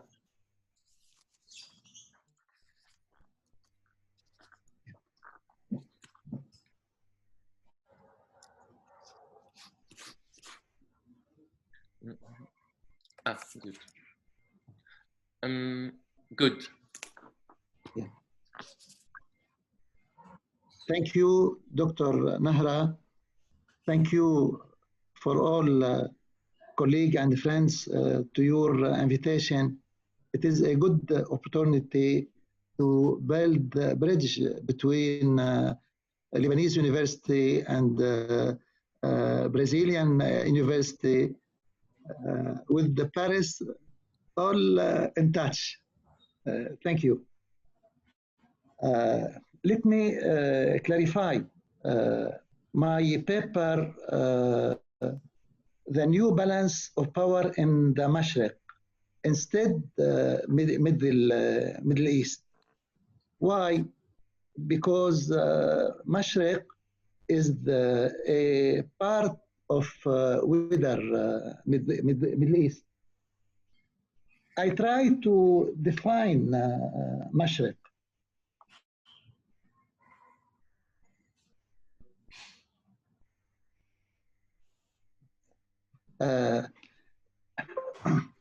Also,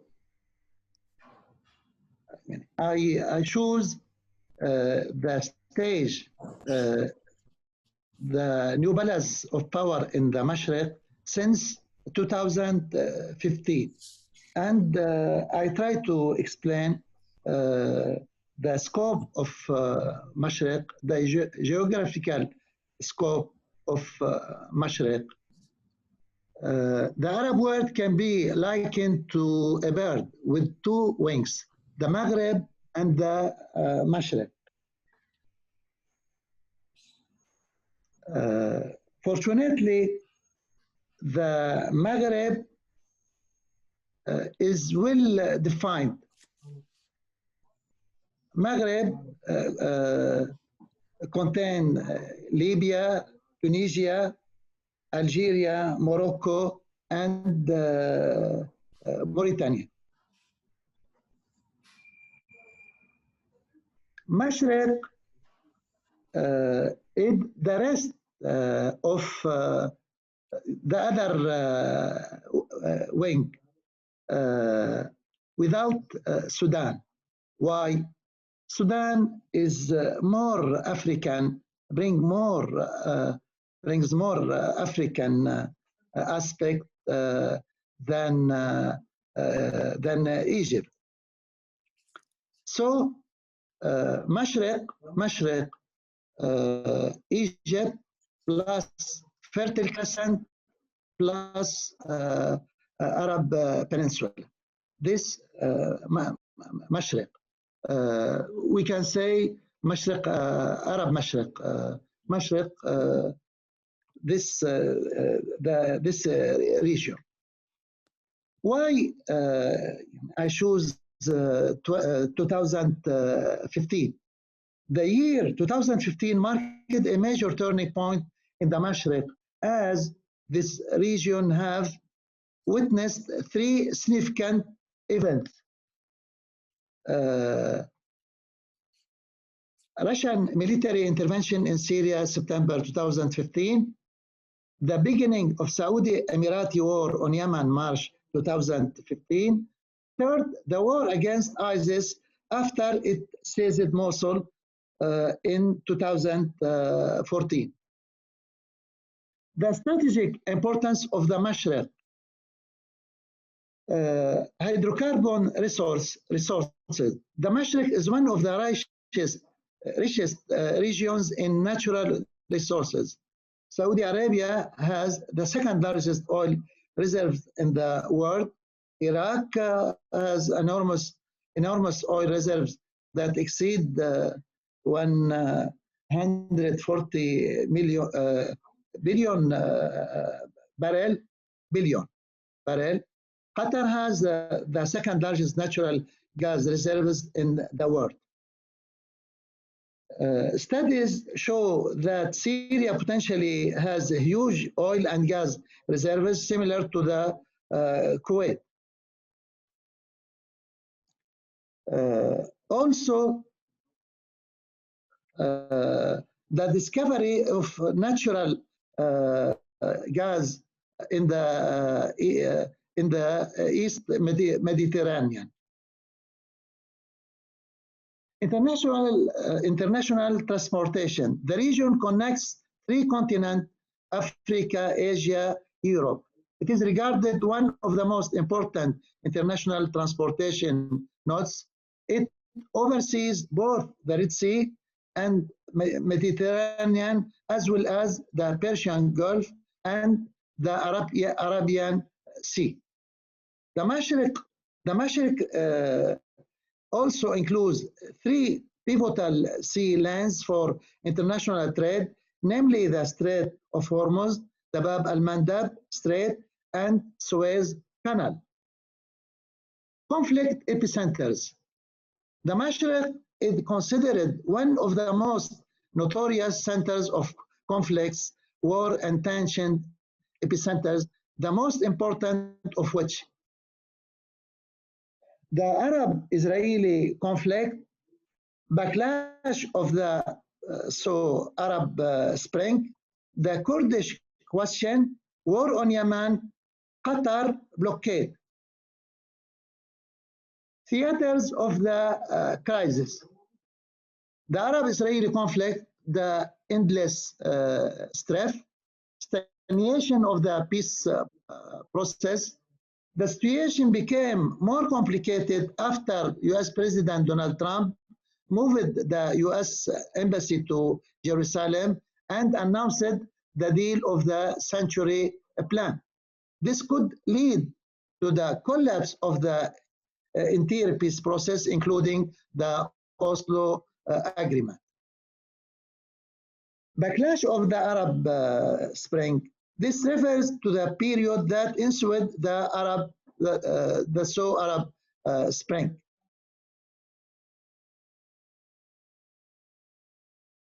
The period witnessed catastrophic repercussions, especially on the Syrian-Iraqi theater. Syrian crisis. The situation escalated from popular demands to a confrontation between regional and international powers.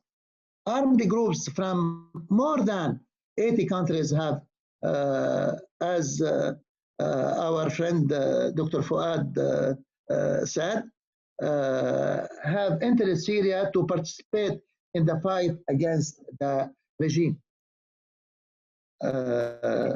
Other crisis focus, Iraqi calamity, disintegration of central authority after the US invasion 2003, power sharing conundrum between the Iraqi components, the emergence of ISIS and the occupation of Mosul June 2014. The war on ISIS has led to the emergence of new actors on the Iraqi scene. By this, we mean the Iranian-backed, the popular mobilization forces, Hashd al-Sha'bi. Kurdish question. It is a chronic crisis in the Mashriq that affects Iraq and Syria, along with Turkey and Iran from outside the Mashriq. Affect Syria and Iraq in the Mashriq, and Turkey and Iran from outside the Mashriq. Kurds' hope were revived. Kurds' hope were revived after the 2003 invasion of Iraq. The Kurdistan regional government organized the referendum of secession in September 2017. International and regional interventions prevented its implementation. In the Arab Peninsula, the Arab Spring impact reached the Arabian Peninsula, particularly in Yemen and Bahrain. In Yemen, Ali Abdullah, the former Ali Abdullah Saleh, resigned.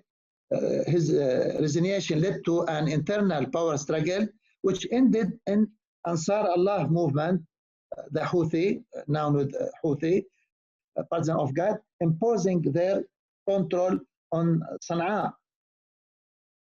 This prompted a Saudi-led coalition to declare war on Yemen in March 2015 in an operation dubbed Decisive Storm. With the war entering its 6th year, Yemen turned it into a quagmire for Saudi Arabia and Emirates, and Ansarullah became a difficult figure in the equation that could be overlooked. Qatar blockade. There was dispute within the Gulf Cooperation Council countries on the approach related to the Arab Spring. Qatar supported the Muslim Brotherhood, while both Saudi Arabia and the Emirates, United Arab Emirates, were opposing this organization, and they upheld the forces that were at odds with it. The main issue in which the two sides differed in the crisis in Egypt and the oust of elected President Mohammed Morsi. The two parties entered into regional counter alliances. This caused a rift in the GCC that amounted to blockade of Qatar and a threat of invasion by Saudi Arabia and United Arab Emirates. Now we shed light about key actors. Global actors, United States of America. The development in Mashriq and the correlations between the different scenes and choices made by the United States, especially the Trump administration, which was looking at the region through Israeli lens, particularly with regard to the peace process, in addition to supporting the Kurds in the Syrian conflict. That caused an increased tension with Turkey, even NATO member, this which resulted in the United States is no longer the dominant power in the region. Russia. The power dynamics in the Mashriq have introduced Russia once again as a global actor, which was a direct outcome of its vital role in the Syrian conflict, and thanks to US failures in Iraq. This contradicts the statement made by former US President Barack Obama when he said openly in a response to a reporter's question at Lahey in March 2014, Russia is a regional power that is threatening some of its immediate neighbors, not out of strength, but out of weakness. Regional powers.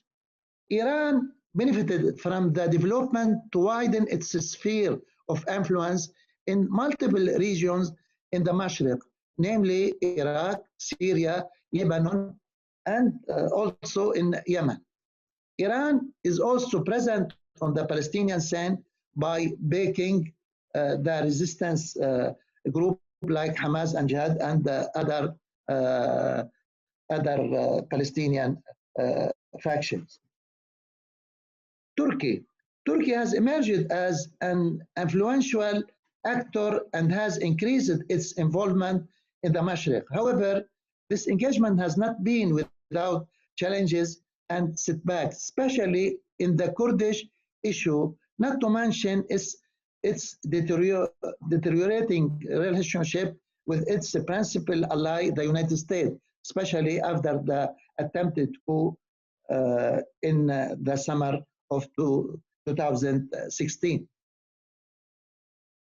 Egypt. The Egyptian role is no longer dominated in the Mashriq as it was during of 1960 years. Today, Egypt is preoccupied with its economic and security concerns. There are also threats to its water security by Renaissance Dam in Ethiopia. Israel. Although Israel has benefits from the unlimited support from the Trump administration and from its wicked enemies in the region like Iraq and Syria, but now it is being described as a besieged castle due to the growing strength of the Palestinian and Lebanese resistance group. A new balance of power in the Mashriq. New dynamics and actors have emerged during this stage in the Mashriq. Before the so-called Arab Spring events, the regional system of the Mashriq was based on three pillars: Egypt, Jordan, and the Gulf Cooperation Council, conducted by United States. The invasion of Iraq in 2003 and the overthrow of President Hosni Mubarak in 2011 caused a profound effect on the balance of power in the Mashriq. The imbalances led to a greater role for regional power from outside the Mashriq, specifically Iran and Turkey. The Syrian quagmire and its prolongation have had the most prominent impact of the imbalance of power in the Mashriq. The conflict over Syria has led to the emergence of three axes. A coalition consisted of Saudi Arabia, Emirates, United Arab Emirates, and Egypt, an axis that includes Turkey, Qatar, the Muslim Brotherhood. The resistance axis compromises Iran at a level Iraq, Hezbollah, and resistance movement in Palestine. The symbolic metaphor of the resistance axis name reveals the interconnection between the conflict zone and the slogan that this axis raises its toward Palestine and the Arab-Israeli conflict area. Thank you. Yes, sir.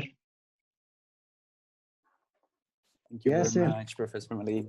Fantastic. I mean, a very, very clear explanation about the context and the power forces acting in that area. I including have some questions, but I think it's better if we do it in the end. I mean, after the next talks of Professor Awada and Professor Raquel. I think Professor Ghada could start if she wants, and thank you very much once more for accepting our invitation for this seminar. It is excellent and fantastic to have you all with us. Thank you. Thank you. Thank you also for this opportunity for me. We are interested in our Lebanese university to build bridge with Latin American countries. Brazil is the most important country in South American. All thanks for Dr. Nohra, Dr. Julia, for allowing me this opportunity.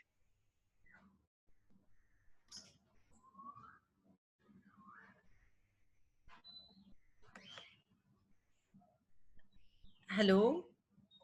Hello. I have to thank you, for the wonderful opportunity for allowing me actually to present how the present government is different from the previous governments, and to talk about the reforms that have been carried out by this government and the future reforms that are in the process. First, I need to know how much time do I still have? Because I have already prepared a lot, but I think that I don't have much time. How much time do I still have? Professor, I think between 15 and 20 minutes. I think it's okay. But before we start, I will ask Professor Malli to stop his presentation, because we are. I mean, I'm seeing me twice, I guess, or three or three. Okay, thank you very much, Professor Malli. Thank you very much, Professor Da. Please, the floor is yours. Now, I'd like first to start by giving you a sort of introduction about Lebanon. Lebanon is a republic that underwent civil war. It started in 1975 and it ended in 1989 because of sectarianism and ethnic conflicts. The Lebanese civil war actually was ended by the virtue of Taif Accord that was formed the first constitutional amendment since the declaration of Lebanon's independence in 1943. Lebanon has enjoyed, let's say, a period of relative stability till 2005.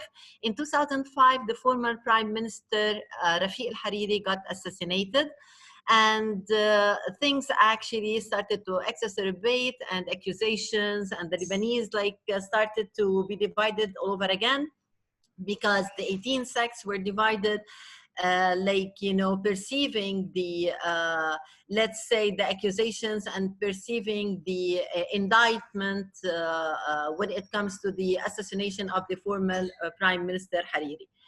Then in 2006, actually, the Israeli attack weakened in a way or another Lebanon for a very short period of time, because it ended with the victory of Lebanon against Israel, and that war rendered the loss of more than 1,200 Lebanese people, the death of more than 1,200 Lebanese people, and the death of more than 100 or around 148, if I'm not mistaken, or 58 Israelis.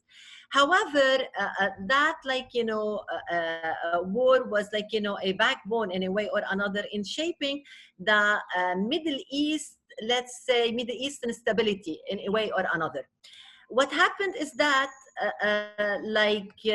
in the aftermath of 2006, especially in 2008, the Lebanese differences started escalating and escalating because of the repercussions of the assassination of the former Prime Minister Rafiq al-Hariri. I conducted my self-studies to measure whether democracy in Lebanon is a true democracy or not. And I took actually into consideration the Sweden as a model, and I chose the VDEM to measure the democracy in Lebanon. And the results and the findings of my study, I think I have to share with you. Sorry, I thought that I'm sharing with you the slides. I'll be sharing with you now the slides. The results actually indicated, the findings of my study indicated that the democracy in Lebanon is consociational one. And because it is consociational one, we have not been able to enjoy true democracy due to different actually reasons. Not only because of the ethnic conflicts and the sectarian conflicts, because of the corruption actually that has been killing and eating up this country. The last 30 years, have been very tough in a way or another when it comes, to fighting corruption. Lebanon in 2019 actually has been ranked 138 in the level of corruption. It means that is really very bad to a very small country. What happened as well was the events following the Syrian civil war in 2011. The Syrian civil war rendered having more than 1.2 million Syrian refugees living in Lebanon, and the Lebanese population is 4 million. So with the very bad economy and with all what happened, that led to weakening further and further, let's say, the ties been supporting the Syrian presence in Lebanon, and some have been against. Some have accused actually the Syrian government of being behind the assassination of the former Prime Minister, and of definitely not only the Syrian government, as well Iran and Hezbollah in particular, of the assassination. And the others definitely have been defending, and not only defending, have been actually accusing other powers, and mainly Israel, and in a way or another some Western countries of the assassination that has been agonizing the country in a way or another on different levels. What happened is that in 2019, exactly on October 17, 2019, After like, you know, the war, the wildfires that invaded Lebanon, and showed the inability of the Lebanese government to extinguish the fire, and showed like how the Lebanese of different, like, you know, sects have, like, you know, become one hand, and they actually like help each other to, like, you know, overcome that crisis and to extinguish the fires. After that, actually, like, you know, the inability of the government to extinguish the wildfires, and the series of taxes that has agonized Lebanon back then, especially the sparkle was the WhatsApp like tax that has been, let's say, the sparkle of the whole thing. The Lebanese decided, of all sects, to go actually to start, like, you know, tremendous protests, to start tremendous mobilization, to an extent that it reached like 1 million plus, like, Lebanese were on the streets, protesting against the previous government, and protesting against actually the corruption that didn't leave them any opportunity to live in Lebanon. I conducted another study, and it's still in the process. Now you can see the testimonials of people. This is like one of the testimonials, one like, you know, given by a professor that has like felt fed up with all what's going on, and actually decided as well to leave the country without even trying to think of the repercussions of leaving, without having an opportunity to living outside.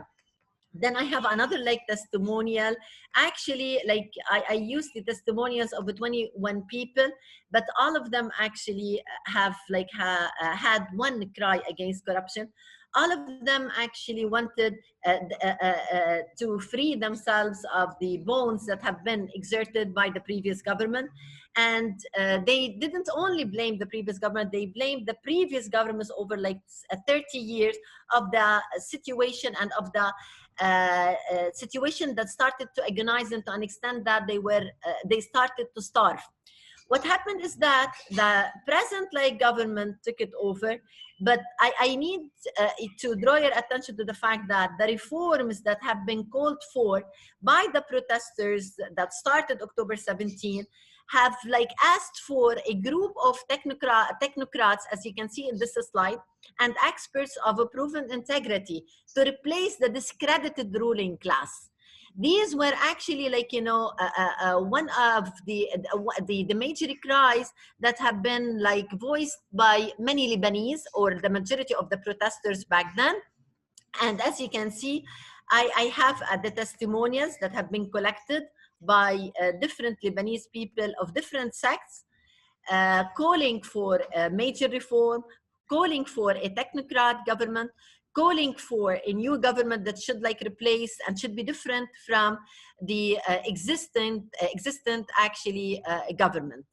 The previous government actually, like, you know, didn't last long, because people like rejected the idea of having that government that was like really leading only to starvation and leading to further corruption.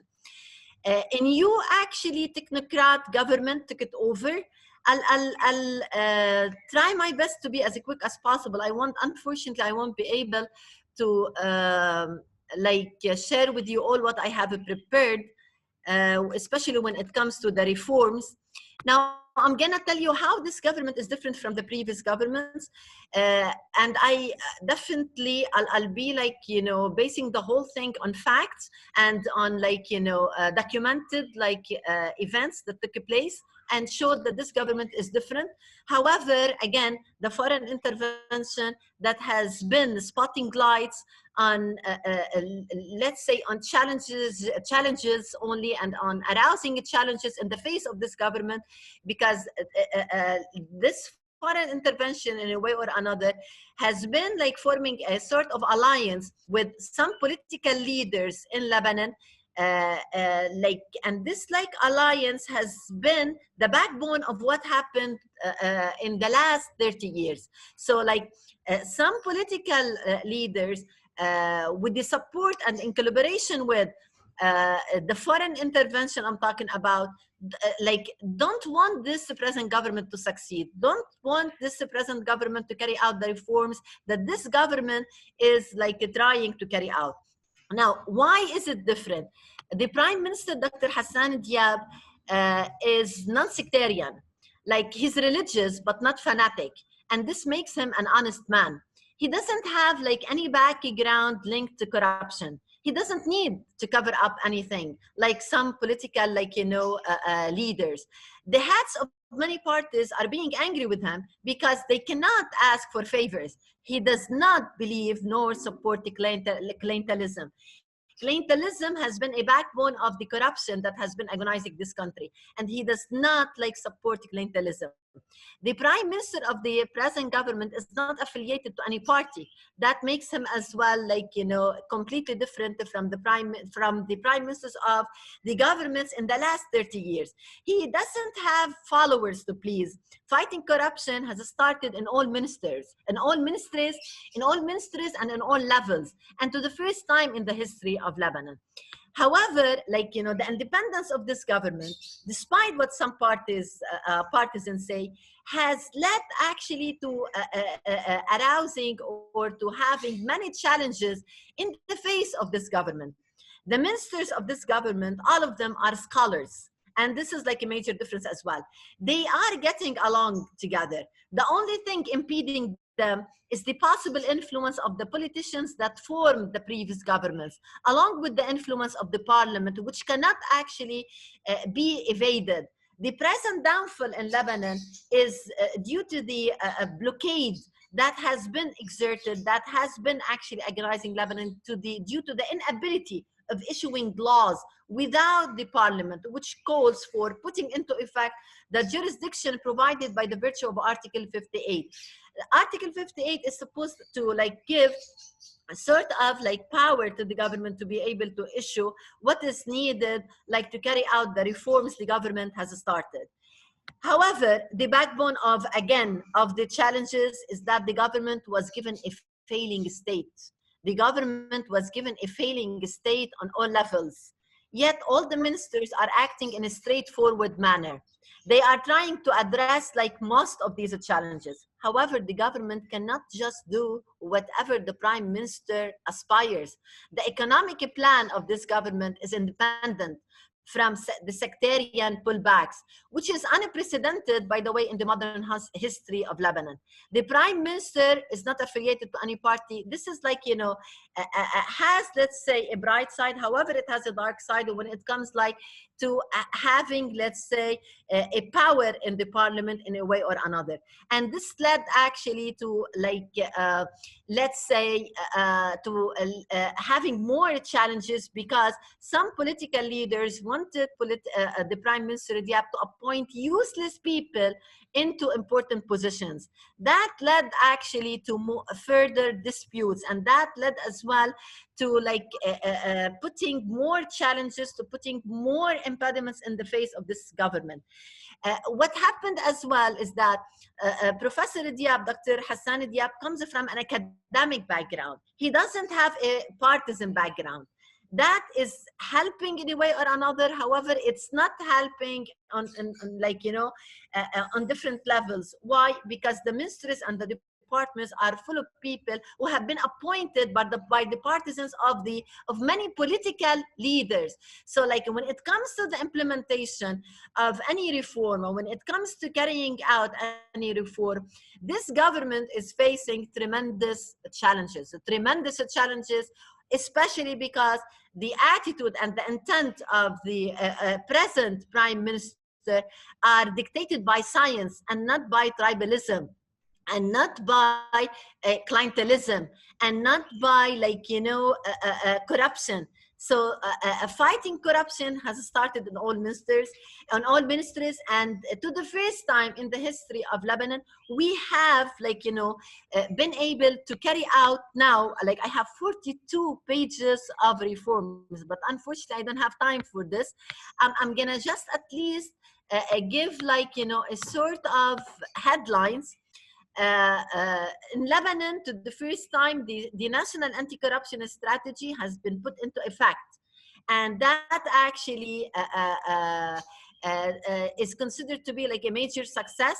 And it's gonna be like, you know, a strategy that is gonna be put into effect like for 5 years, starting 2020 through 2025. I'm gonna be like very quick. I wanted to elaborate, but I don't have time. I fully understand. The measures that have been taken up to like, you know, up to May 13, 2020, were remarkable. They did not take place in Lebanon before.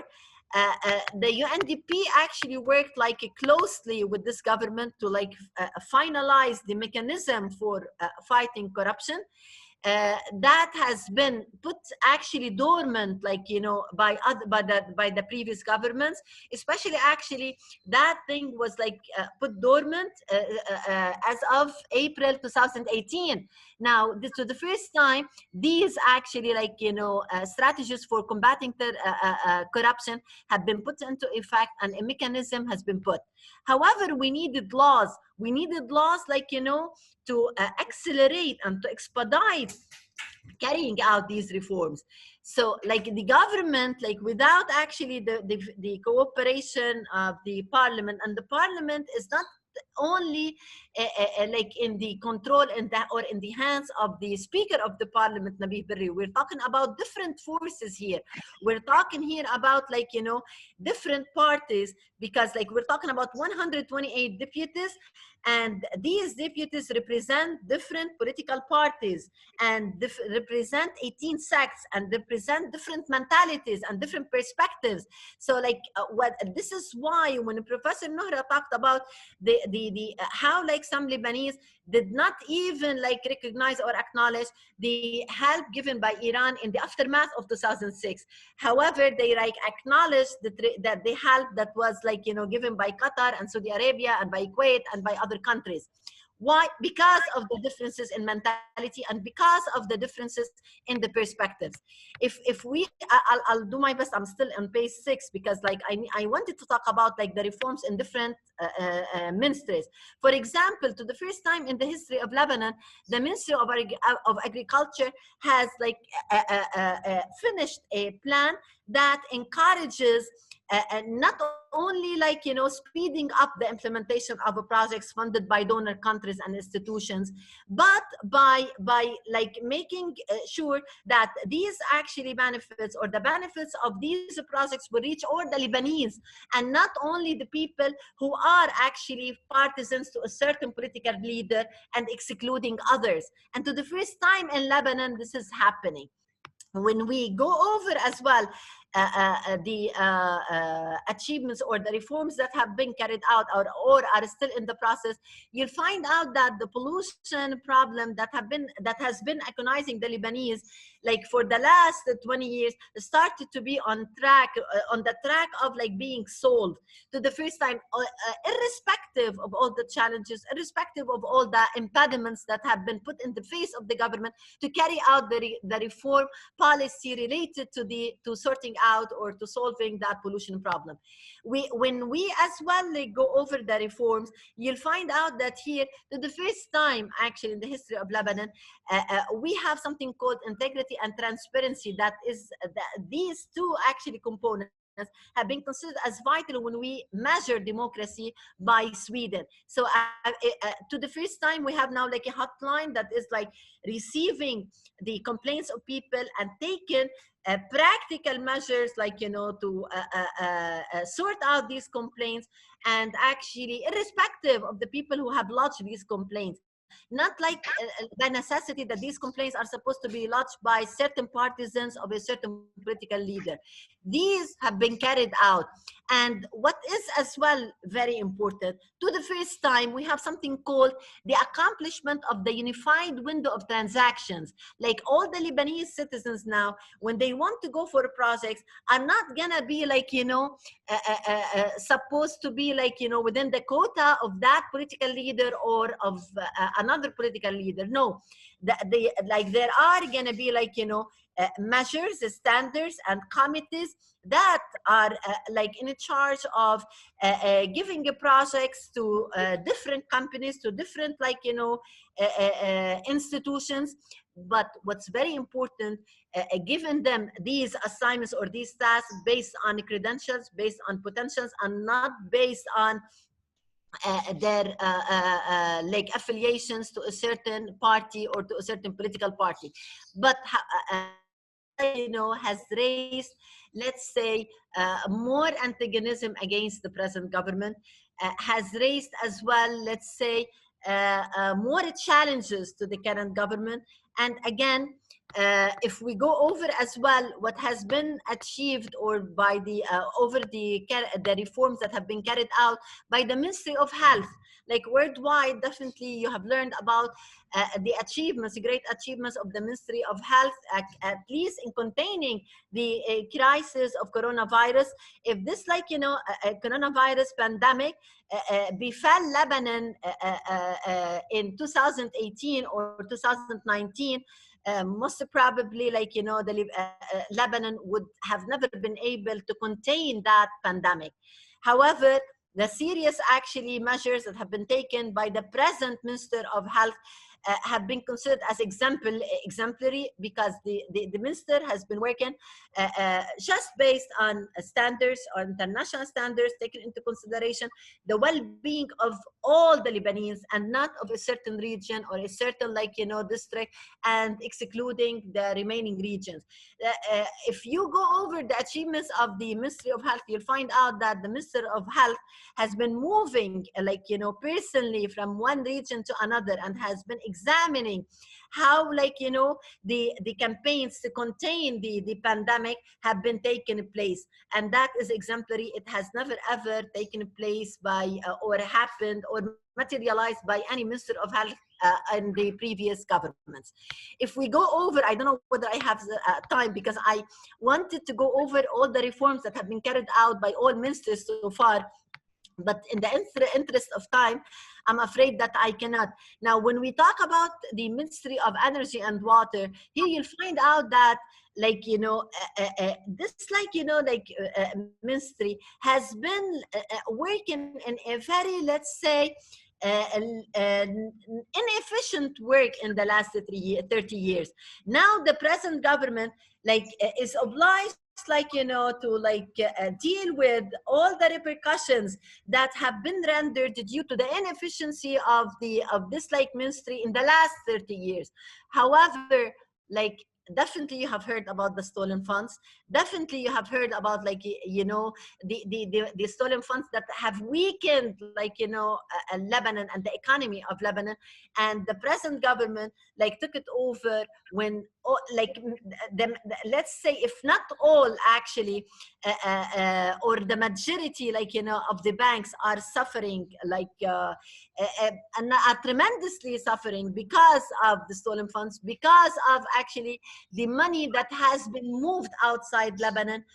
You will be shocked to learn that this government is, like, is having a sort of, like, you know, challenges that have never been ever, like, facing any government in the Middle East before. So, like, however, like, because of the major divisions in Lebanon, and because actually of the foreign interventions, and because actually of, like, you know, the different mentalities, and because of the influence of some political leaders, this government is not receiving much support. What this government is receiving can be considered as a challenges and impediments created just, like, you know, to weaken this government, and, like, you know, to make this government, let's say, suffer further and further. I know that I don't have much time. This is why I'm not gonna proceed to talk about the remaining reforms, but you can see here, if we go over, like, I have prepared 42 pages, and I have worked, like, very hard, because I wanted to shed light on what has been carried out. And unfortunately, the foreign interventions are not helping to, like, you know, spotlight on what's going on. On the contrary, in alliance and in collaboration with some political, like, leaders, they are only weakening and they are only impeding the carrying out of any of these reforms. And I cannot but thank you so much for this opportunity. Excellent, Professor. I think it's important to understand exactly what's happening. I mean, in inner, let's say, situations and political context of important countries like Lebanon. So I think your lecture could help us in order to understand what's happening in what the government is doing and what are the main difficulties a government like these faces. I also have some questions, but I wait until the end. And I'd like to ask my dear colleague and friend, Professor Raquel, to do the last but not least conference of this seminar. Thank you, Professor Raquel. The floor is yours. Thank you, Professor Gustavo. Thank you, Ghada. Thank you all. I would like to thank you for the opportunity to be here presenting this lecture.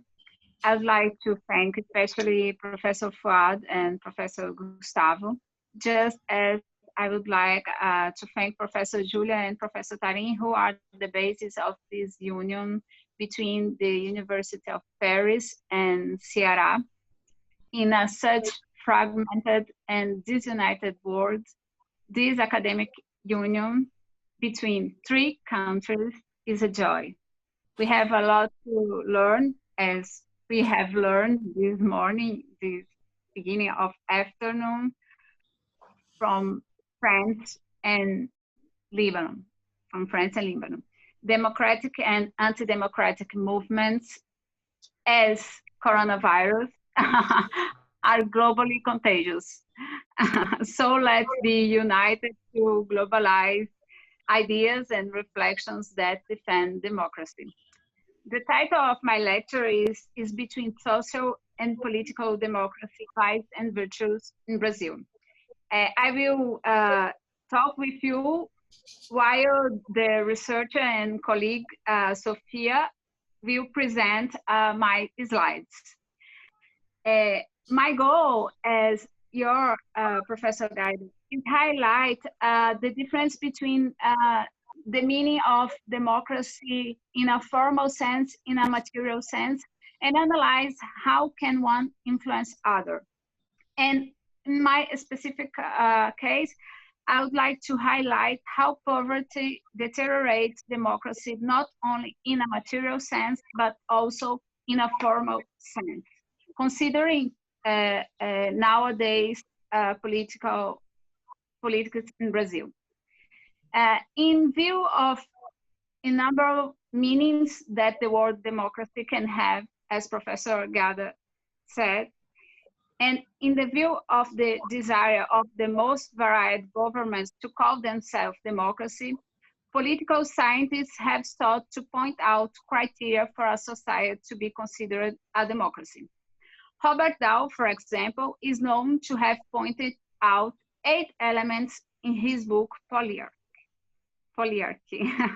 Freedom to form and join organizations, freedom of expression, right to vote, eligibility for public office, right for political leaders to dispute for support, alternative source of information, free and suitable elections and institutions to make government policy depend on elections and other expressions of preference.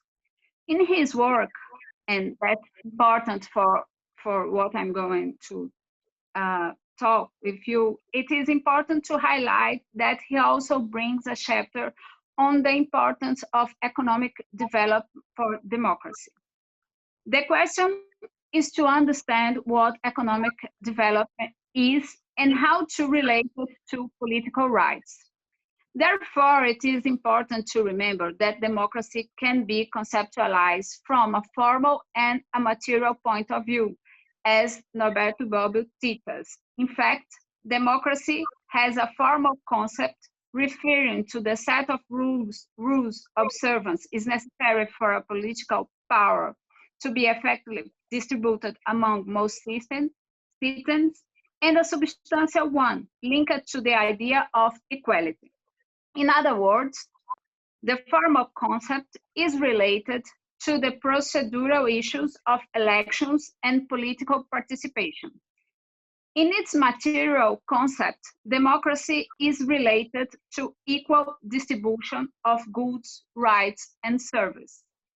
In theory, it is possible to carry out an equal distribution of goods and to efficiently provide basic public service, such as, for example, education service, without paying attention to the development of political rights, just as it is possible for a society with the apparent development of a political rights without citizens having equal access to basic public goods and services, and in which economic development has not been achieved by different issues.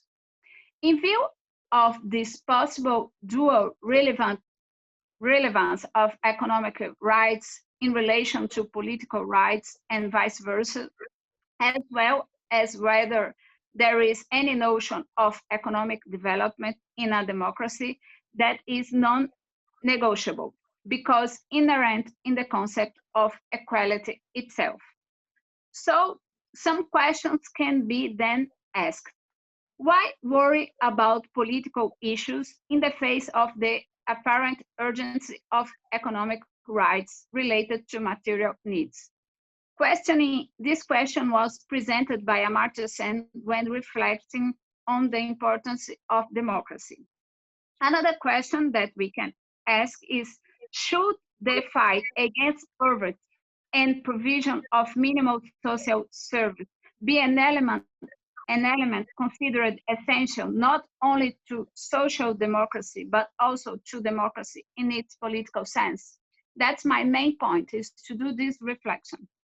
Can economic development in a democracy dispense with the attempt to fight poverty?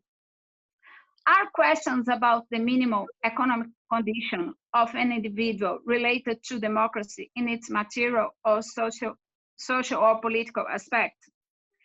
It is important, by the way, to consider that freedom, equality, normative predictability, participation, and control of administration are the prerequisites of democracy. A society without any of these elements also harms the political power that's distributed among majority of citizens. That is, it even harms the realization of democracy, even from its formal point of view. Not paying attention to these issues endangers not only democracy in a material sense, but also democracy in a formal sense, as we can analyze in the face of contemporary examples faced by Brazil that make the issue clearer. These examples can be pointed out as challenges and vices of Brazilian democracy. Poverty makes people more vulnerable to buying and selling votes, vitiating election. Poverty prevents access to education, especially in a scenario such as the current one where education requires the use of technology. Without education, it is not possible to participate correctly in politics.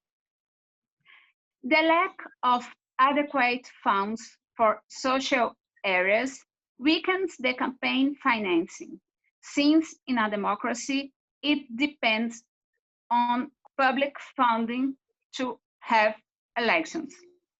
For example, and this is a very interesting thing, here in Brazil, researchers revealed that a considerable part of the population wants the funds of the campaign financing to be used for health financing to fight coronavirus.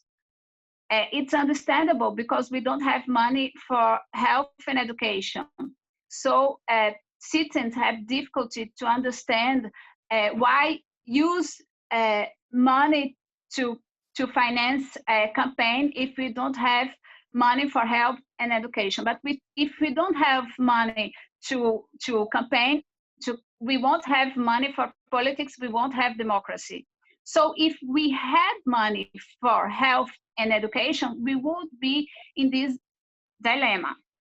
And another point, poverty and lack of adequate public investment in essential social areas make people more prone to the abuse of economic power, which contributes to the maintenance of the status quo.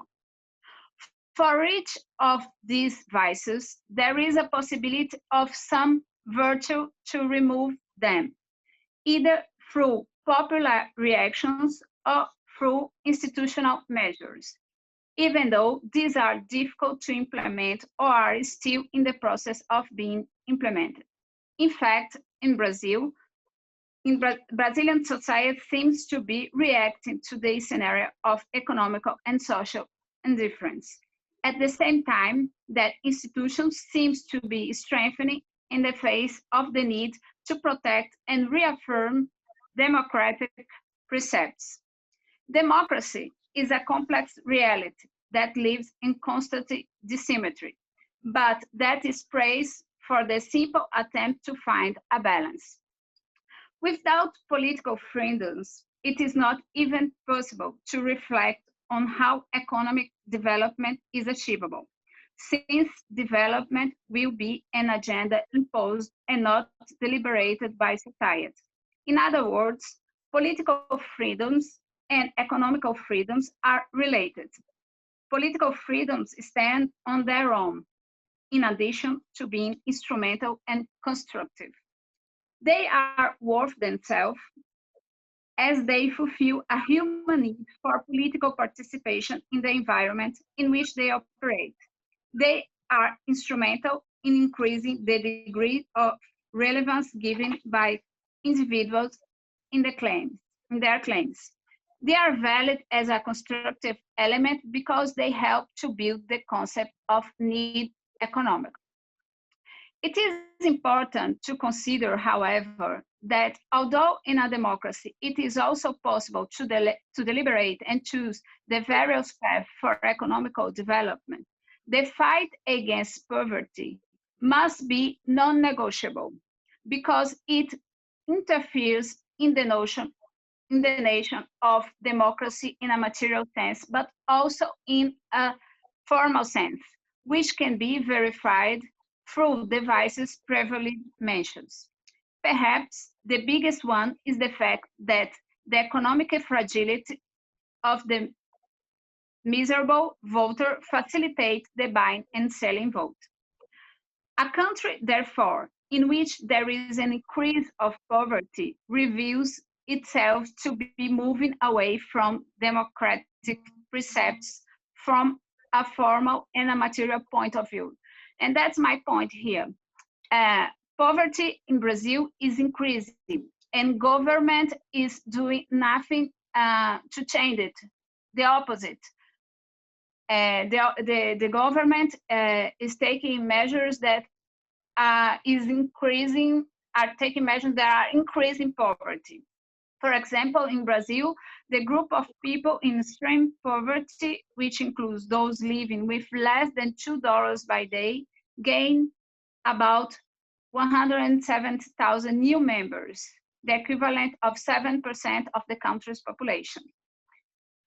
In this context of increasing poverty, the public administration has a duty to demonstrate measures that are in place to reverse the situation. Likewise, it is prevented from altering existing programs that aim at combating poverty without revealing a parallel measure that is taking or intends to take. Likewise, in this scenario, budget measures that indicate that the government is reducing funds for essential areas and destination then for other purpose are legally invalid.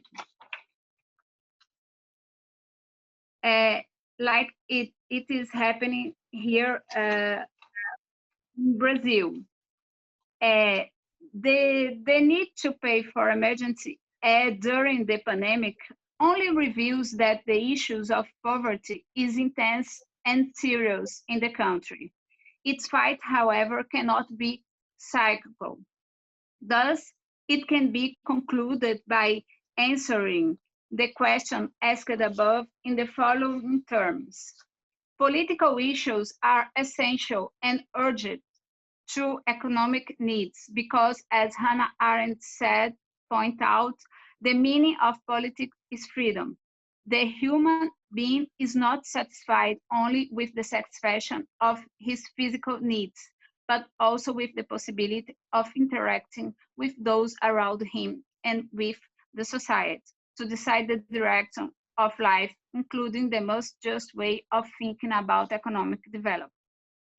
Even as a way of guaranteeing political freedom, the fight against poverty and provision of minimal social service must be an element considered essential not only to social democracy, but also to democracy in its political sense, since the individual is unlike to have freedom voting subjugated to misery and abuse of power.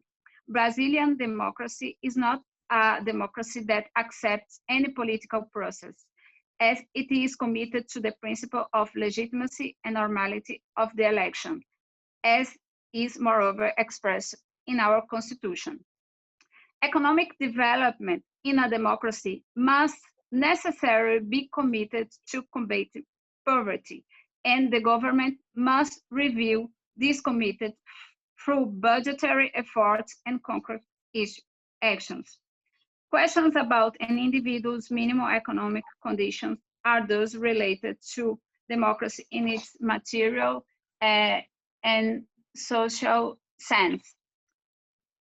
So that's it. My biggest worry here in Brazil is about the fact that the government is not only have an authoritarian discourse, but the government is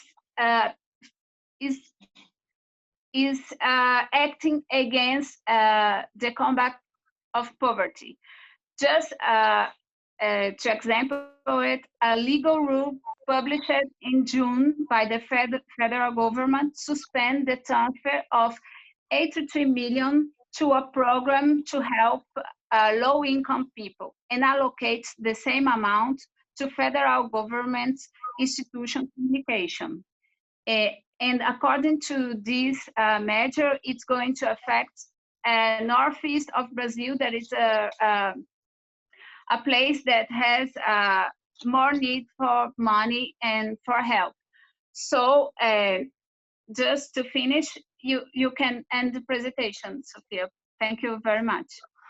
And just to finish, I would like to end telling that my worry about Brazil is not only related about an authoritarian discourse, but also about politics that doesn't help the country to get out of this situation of increasing of the poverty. And as it affects the liberty to vote and many other questions related to politics, we are going in a scenario of anti-democratic. And we have to fight to change the situation, because if we don't show the government that these measures are invalid, and these measures are invalid not only for social reasons, these measures are invalid for political reasons, because we'll never be free if we are hungry. So that's it. Thank you very much. Thank you very much, Raquel. I think your your presentation was way important to understand something which is happening right now here in Brazil. We have somehow an optimistic view on what is happening or what is trying to be implemented in Lebanon, and now we have not pessimistic but unfortunately realistic perspective of what is happening here in Brazil. So I really like to thank you, and I think we have a couple of minutes to discussion for it, I guess. Or in Brazil, we didn't have lunch yet, but I think we have some time to discussion. Fouad, it's off your microphone if you want to. Okay. I realize now that I was a torturer because by suggesting this timeline, I think I'm depriving you from a lunch because it's now it's 1 o'clock in 1 p.m. in Brazil, in Fortaleza. Yeah. Yeah. Maybe half an hour is good, 1.5. No? Yeah. Yeah, please. Yes. What do you think if we 25, 30 minutes of discussion with and we stop definitely? And just I have just a request. If I can have, if you like, the PowerPoint, so I can post them on the Zoom and share them with the participants if you want, for those who want. It would be maybe a good idea. And Yeah. I didn't prepare mine PowerPoint, but I would good appreciate it if the others who prepared would share with us. Yes, Maybe. yes, yes. It's good. It would be if they want.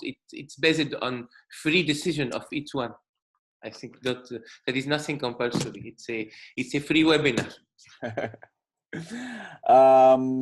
Can I start and ask a few questions? I mean, it's not a question. It's just a kind of comment, and I'd like to hear you very briefly. I mean, all the four talks were excellent. I mean, we could think about many problems that are happening, problems that happened a couple of years ago, some decades ago, and I mean, we are somehow analyzing also the results, I mean, the nowadays context. And I think it's important to connect them. I was wondering when I heard both Professor Awada and Professor Malli talks about both Syria and Lebanon. And when I heard Fouad about the role, I mean, the dynamics of the political, how can I say, perspectives acting in the second half of the 20th century, I was wondering about these actors and the influence of external actors in the making of inner politics and the making of the political groups acting inside the country, and then I couldn't avoid imagine the role and the differences between nationalists and other groups during the Cold War, and I mean thinking about this movement of the nationalists going to, I mean, to the opposite side of the US, and in some moments also establishing a kind of close relation to Soviet Union, not originally socialism, but socialists, but in this context, I mean, they could somehow move to this perspective. I remember the Cuban case, that the Cuban Revolution, probably you know, it was not originally a socialist revolution, but I mean, in that context, there was no other way. but establishing an alliance with the Soviet Union. And I was thinking about that. And my question, I think Fouad has already answered that. About the new the influence of new actors, and I mean these new groups acting in countries like Egypt and a few others, in a few other countries. But I would like to ask Professor Awada, particularly, you told that Prime Minister Hassan Diab is not a part of a political party. Yes. And it is an interesting experience, I guess. But I was wondering. I think it's a general question, especially for our non-Brazilian guests, lecturers. How do you see these? Because political parties are the fundamental, I guess, fundamental unity of representative democracy in the Western tradition. Political parties in many countries are more connected to political ideas that are supposed to unite people. I mean, these ideas are supposed to unite people, and ideas are not necessarily ideology, but common plans for the country in order to be implemented. But in some countries, in the Lebanese case, I think it's very interesting because of this mixed culture. I mean, there are many religious groups acting in the country. You have maybe 54% of Muslims, but I mean, it's half Sunni and Shia, but you have 40% of Christians, but I mean, it's a little bit more divided, if I'm not wrong. Melkites, Greek Orthodoxes, and so on. And if I'm not wrong, I mean, I don't know if it's the Lebanese constitution or another political document.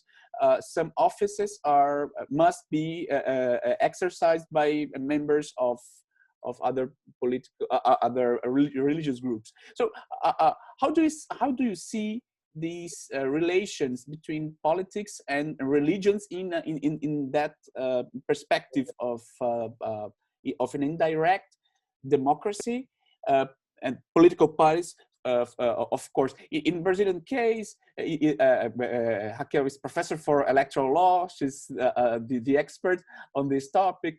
But we have a growing relevance of religious matters in party politics. We don't have officially a party that is pretty connected to a religious group, but we know that there are some, I mean, 2 or 3 parties that are more related to some religious groups.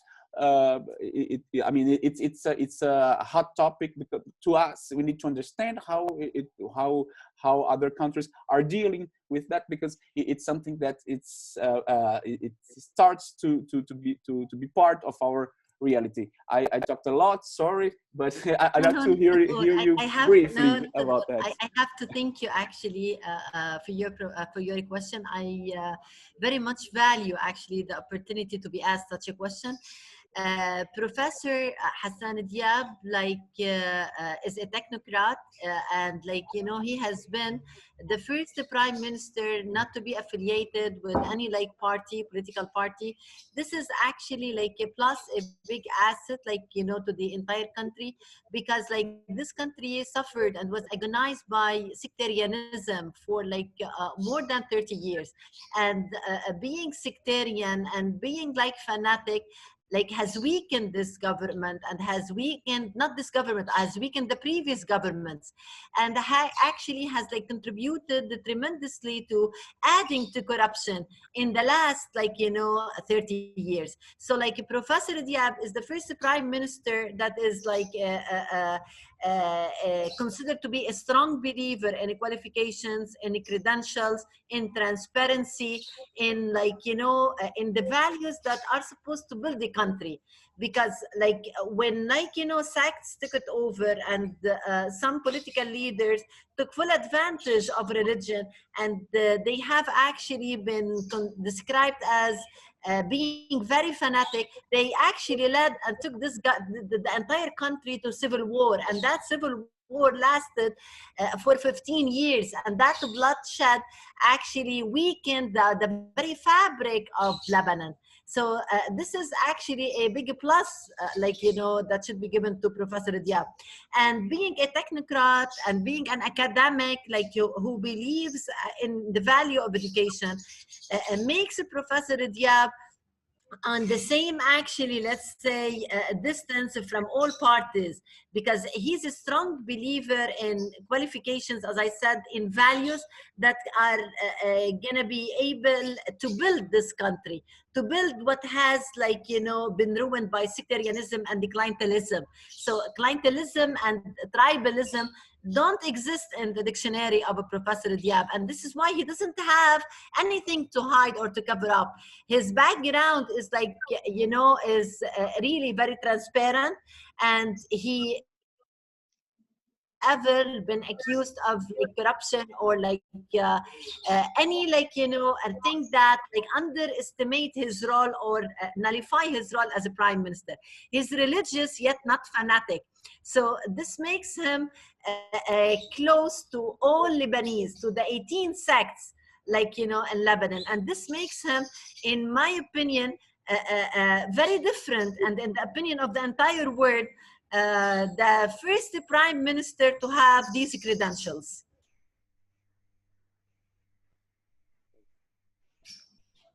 Thank you a lot. Thank you a lot, Dr.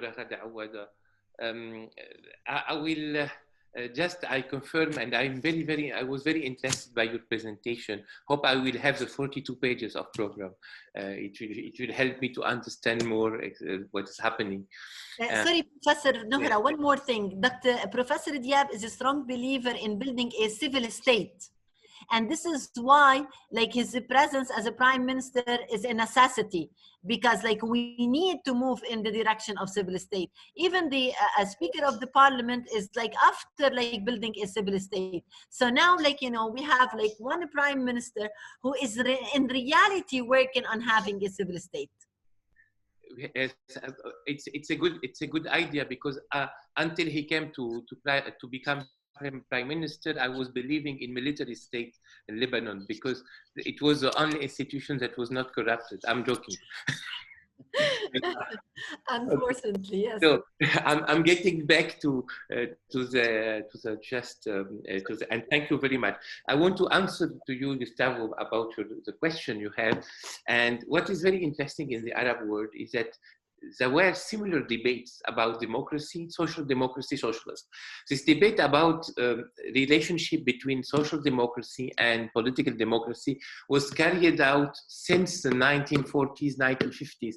While if you read the first papers of the Congress of the Ba'ath Party in 1966, it was even ahead of all the communist parties in the region, because they were praising radical transformation and the shift from a formal, apparent elitist democracy to a real social democracy involving a mass representation, vanguard party representing the working classes, changing the balance of force, nationalizing all they can nationalize, distributing land, etc.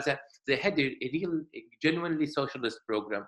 And if I give you some cases that in Syria in 1966, when Salah Jadid was leading the country from behind, because he was undersecretary. He was not officially president, but he was the one who led. The Marxist was telling him, "Oh, go slowly, please. Don't overemphasize. You are going too fast." So just to give you one case about it. And during the 60s, in Egypt also, there was also the emphasis in the national charter, Al-Withaq al-Watani in 1964, on the social and socialist dimension of democracy. This is one of the reasons the nationalist the Arab nationalist government were disbelieving in liberal democracy, not because they were contempting the freedom freedoms, but they were believing that it was just a system suitable for the wealthiest, for the oligarchy, for the few who have economic privileges. And this is why they have endorsed the socialist problematics since this time. But unfortunately, you see, when you come to power, you cannot control. There were perverse effects that reverted all the systems to the opposite or to something different. This is very, very important. For instance, I will give you some cases.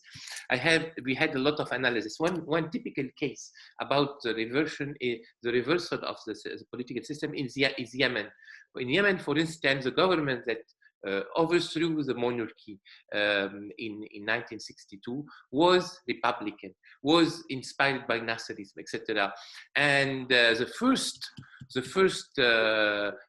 true Republican was Ibrahim al-Hamdi, who wanted to get rid of the tribal dominance, tribal links, and to build really a Republican state. He was assassinated as soon.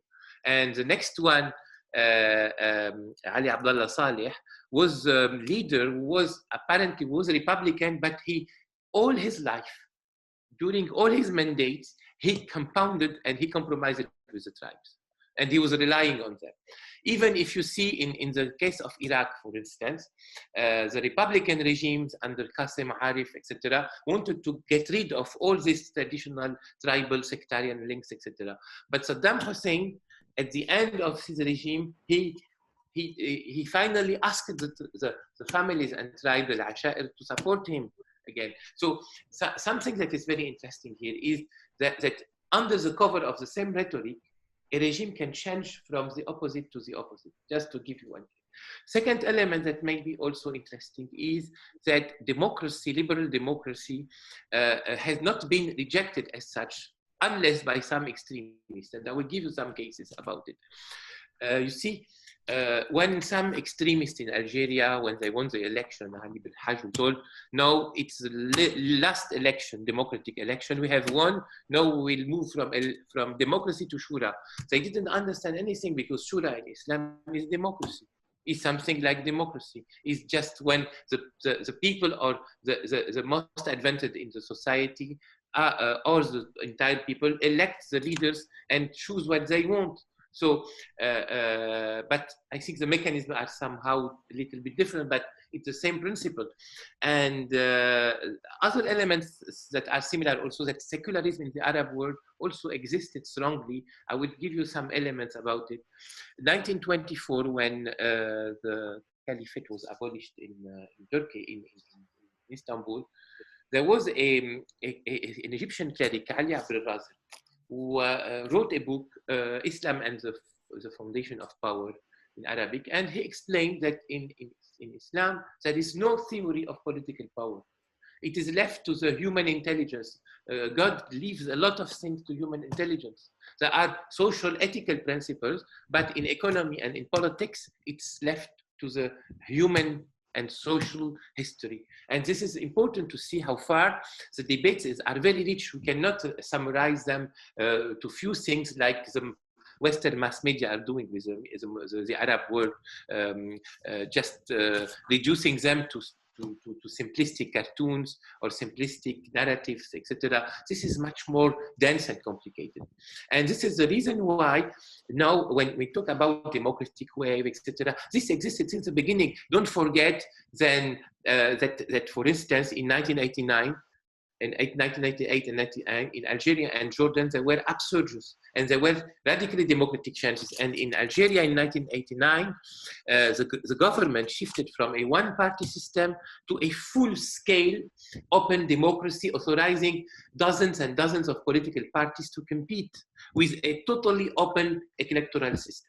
This just to give you, but this lasted 3 years only, 2 years. So just to tell you that this is a problematic and similar, but there is one difference that is important here, is that as I think unlike Latin America and South America, the military in the Arab world were perceived by many sociologists as a revolutionary class, social class, because the working class, the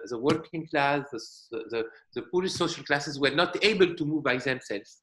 finally, it was the army, the lower ranked officers in the armed forces who moved ahead the revolutionary processes in order to carry out social reforms. For instance, Malli Abdel Nasser in Egypt, he was issued from the lower ranking officers because the highest ranking officer were close to the aristocracy. And when the officers, the free officers took power, the first thing they did was to distribute land to peasants. So, and to make the land reform.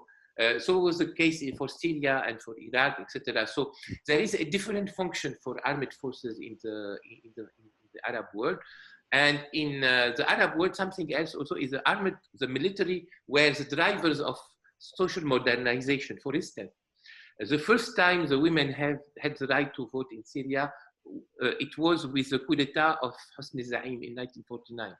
First thing he did was to give the women the right to vote. So just to give you one case about it. So it's much complicated, and in the same time, there is a close link between Latin America left-wing parties and the contestation movements in the Arab world. I will give you one case about it. You see, since the US invasion of Iraq, the links between Latin American progressive governments and the Arab world became closer and closer even. If you see, for instance, that Brazil became the pivotal state of a rather independent Latin American democracy against the US hegemony during the last presidencies, not now. You see, and for instance, if you see the role of Bolivia in defending, for instance, the Arab causes, it's wonderful, it's excellent. So that now, for instance, there is a backlash in Latin America that existed before in the Arab world. It's an ultra-conservative backlash. For instance, now Bolivia is witnessing the same situation as Brazil 1 year or 2 years ago. Why? Because you have Macho Camacho in Brazil, who wants to bring back the religious power to political power again, and he is on a tough conservative approach of political power. So I think the tropical Trumps in South America will be are likely to be multiplied.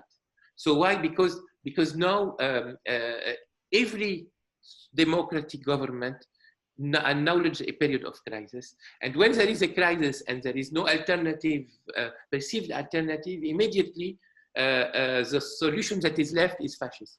And this is why this is what we are experiencing now, etc. And the same thing was happening almost in Egypt when, for instance, there were some extremist movements, the jihadi movements, etc., were taking benefit of the social crisis, of the lack of alternative, etc. So you see here that the problematics know some similarities between South America and the Arab world, but there are some specificities here and some specificities there that we must emphasize on. This is, and the difference was, for instance, that in the Arab world, maybe the balance of force was a little bit different. And the other element that we might emphasize on is that the geography, because Latin America was a courtyard, or maybe the backyard of United States. So no change was allowed.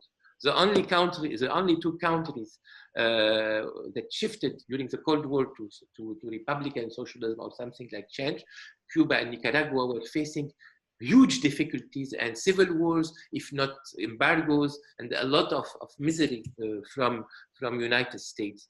And even Chile, when it experienced democracy, was socialism.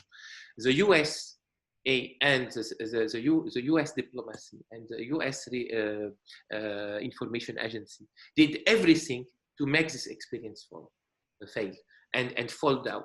And this is what happened, in fact, because so the conclusion of some scholars, Marxist scholars, was to say, hey, finally, if we want to have revolution, we cannot leave it with democracy, because the Western powers will intervene and will unbalance the balance of power between the revolution and the counter-revolution, etc. So the harsh intervention of United States in the Chilean domestic politics during the 1970s, including the fact that United States dictated to the IMF that don't lend money to Salvador Allende, lend money to Pinochet. So they refused any lending to the Republican Democratic government, but they gave all the money to the fascist government afterwards. So this means that here in the Middle East it was different because it was maybe close to Soviet Union. So Soviet Union had the hand in balancing the US hegemony. And in 1990, with the collapse of Soviet Union, again, United States tried to have the hegemony in the region again totally, and to prevent all the others to come, etc., etc. So this is, I think, this is interesting to see that geopolitics and geography can sometimes make the difference or induce different timelines for the two sub-regions. Sorry, I'm talking a lot. Excellent. I mean, Thank you too much. You got the point I'd like to hear you about. Thank you very much. I'm not sure if someone wants to say something or ask something. I open the microphones for everybody. So the 20 participants who are so very courageous to still stay here have their microphones open. If they want, they can ask questions. I just would like to point out that about the relationship between social democracy and political democracy in Brazil. Yeah. The question is not only about distribution of wealth, but because here we have poverty. We have poverty, and it's not only about have a good situation, have a good condition to develop education or whatever. It's because poverty, it's almost a lack of life, and if we have this situation, the government that changed a government that was trying to fight against poverty, it's not acceptable only when the new government shows that the end of a policy will be replaced by other policy with the same goal. I think that we can't accept just that we can't be compromised with the goal of fight the poverty, and it's not about indeed not the idea of socialism, because here in Brazil it's so sad, the situation that fight against poverty. I think that it's not related to social, to a social question, but to a liberty one. And I think that's the point. Well, just one. This was when I was young. I was reading Karl Marx, who told there is a difference between the formal liberties that the bourgeoisie and the capitalist regimes give through elections, etc., and the real liberty when really you have the social conditions to be free. For instance, if you are enslaved all the week in your factory and you have no money, you have nothing, even if you have the right to vote, you will vote. You will not vote freely. You see, so this is the link between real liberties and formal liberties, and the absence of economic conditions transform liberty to a formal and fictitious one. So this was told 2 centuries ago. And if you allow me to agree with you, the way some scholars are thinking about, are reflecting on authoritarianism, it makes clear that there is they're extremely tied. I mean, there's an entanglement somehow between authoritarianism and poverty. I mean, authoritarianism somehow depends on this lack of conditions. I mean, to improve their lives, and I mean, I agree with you. It's an important element in maintaining of this situation. For sure, and this is sure a debate, but the problem is that the military dictatorships in Latin America were unequalitarian dictatorships, mean they were focusing on protecting the free market economy more. And this is interesting to see how far, for instance, you had dictatorships, for instance, who emphasized on social distribution. In the Pinochet dictatorship was the opposite. It was a dictatorship who terrorized the workers at this time and the poorest, but were protecting the interest of the foreign investors. So there was, it was the opposite. So you see, this is a problem of relationship between dictatorship, development, social justice, etc.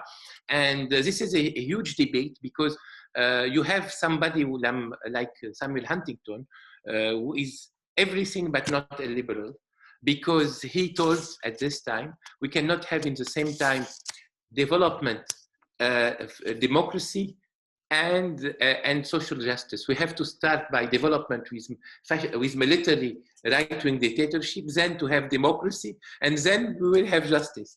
So it was a sequential approach, but at the same time he was complaining from a lot of democracy in the United States. He wanted the society to be more conservative and more authoritarian. Just to give you one case about it, there are a lot of debates, and at the same time, we have the debate about dictate, and I found out that dictatorship is like a lottery. In one case out of 100, you can have development, and in all the 99 cases, you will have corruption, underdevelopment, and predation and looting of resources by a few. And this is why I discovered that dictatorship is like a lottery. In one case, you can have South Korea, and in 99 cases, you will have Congo, Zaire, and other similar countries. I think we have two questions here from the public, and then we could, after us answering these two questions, we could sure. Close the discussion. Italo Loureiro, who is my, I mean, he's my student here. He's in a master here. How have the armed force and police been working? Police, sorry, have been working towards the transition to democracy in South America and Middle East. Okay, and how have the armed forces and police acting in transition? I mean, if any of you like to answer, and the other one is, can recent developments following the COVID-19 can have positive impact on democratic institutions in developing countries in Latin America and Middle East, through such as increasing use of technology, social media, and economic independence for of workers, women, and self-employed. So see, I don't know if someone wants to answer the first one. But maybe I choose the military. Yes. No, Dr. Raquel. I just would like to say that about COVID, I think that it can be the opposite, because we saw that, for example, women lose space with in many fields of life, with works, with time for herself, and I don't think that it's going to be better. I think that's going to be worse, and even because poverty has increased. So I think that we have to be very careful now to take care of our liberties and to help each other with solidarity, because now it's a moment where the world asks from us. I think that it's a little bit of worry about all our institutions, and each other. Of course, that when we face crisis, we become stronger. If we pass through the crisis, we become stronger. But it doesn't seem that naturally it's going to be easier. It's going to be easier if we get together and we help each other, and if we take care about institutions, democracy, liberty. I think that democracy is not a reality that imposes for itself. It is a construction, so we have to build it together. That's it. And just a little comment on the second question about the use of internet, social media. I mean, it's important. Everybody, the use is increasing, I think, everywhere in the world, but there is a lack between rich and poor. Raquel and me we're professors here in Brazil in a public school, public university, and we see these differences between among our students.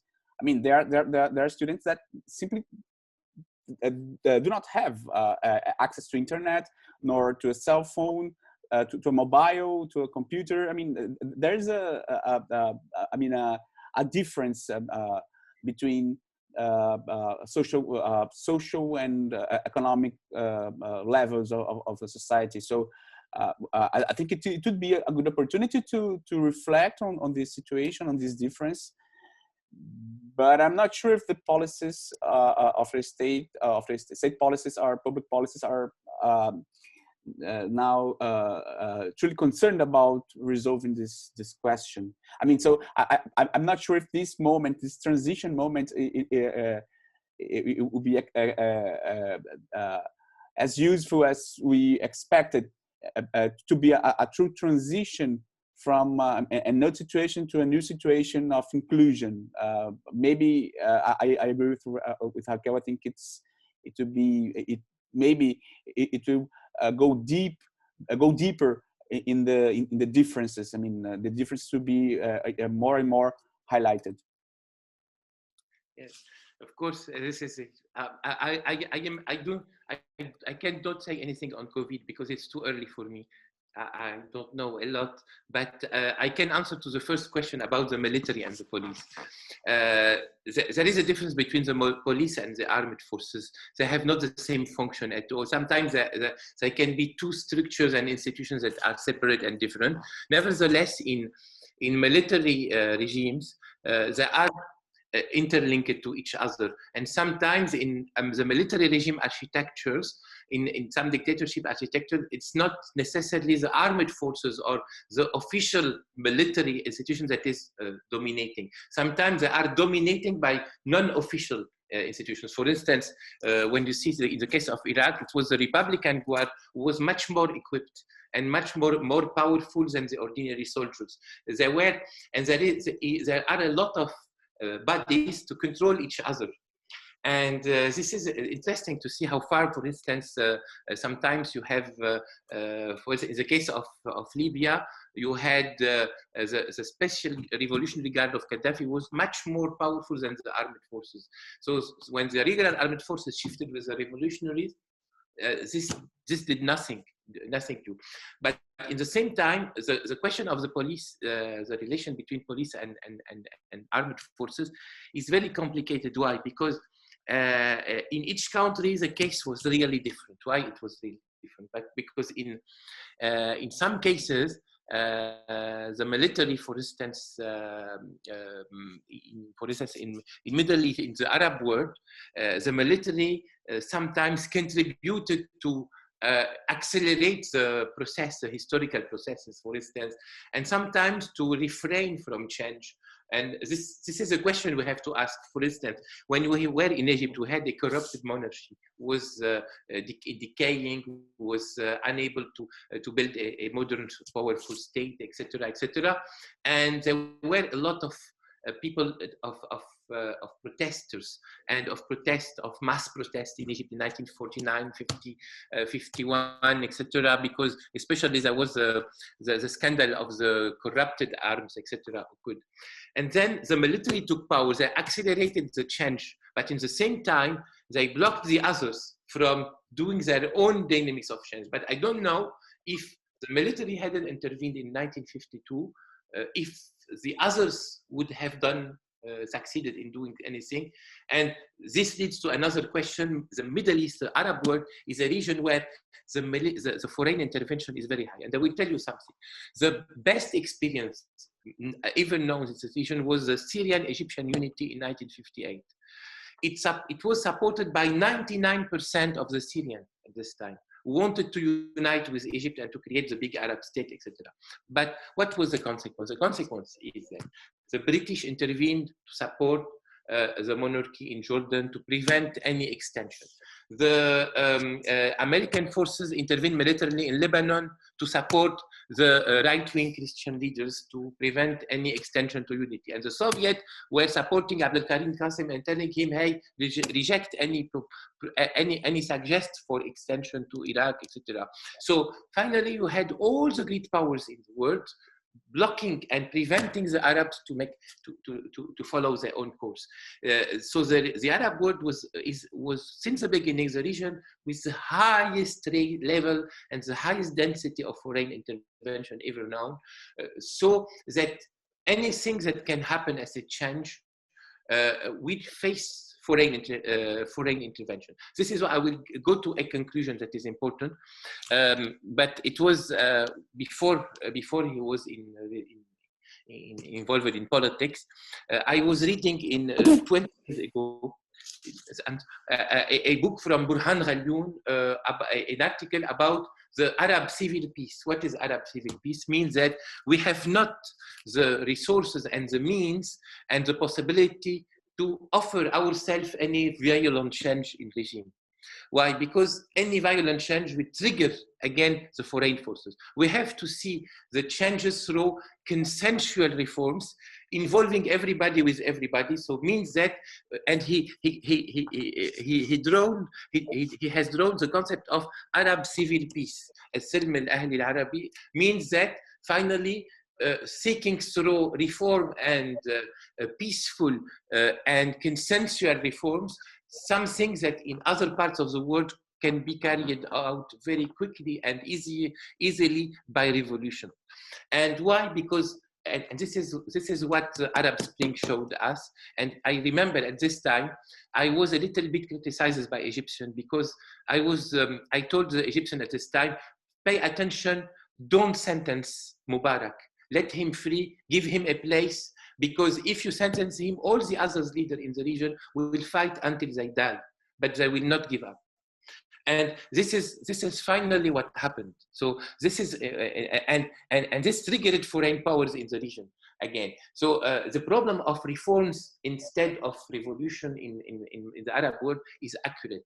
And this is one of the reasons some of the very revolutionary forces in Lebanon and have been persuaded that nothing could happen without compromise and consensus. This is any element that is important. But I'm stopping here. Thank you very much for you all. I think Fouad and Julia maybe like to do our closing words. Julia, because I have talked a lot. No, please. Julia. Yes, well, thank you very much. I'll just have some final words. First of all, thank you for all of our public to being with us for the whole morning in Brazil and afternoon in Paris. I would just like to add some few final words on the subject of this conference, of today's conference, and our relationship with the University of Ceará. This international cooperation between the University of Paris and the Federal University of Ceará, like all forms of cooperation, they have a long and beautiful history. And so I'd like to, first of all, to thank Professor Tarim Montalverne for initiating this partnership and for having supported it for more than 10 years. And I do hope for the years to come. Our partnership agreement is more than active. It is thriving.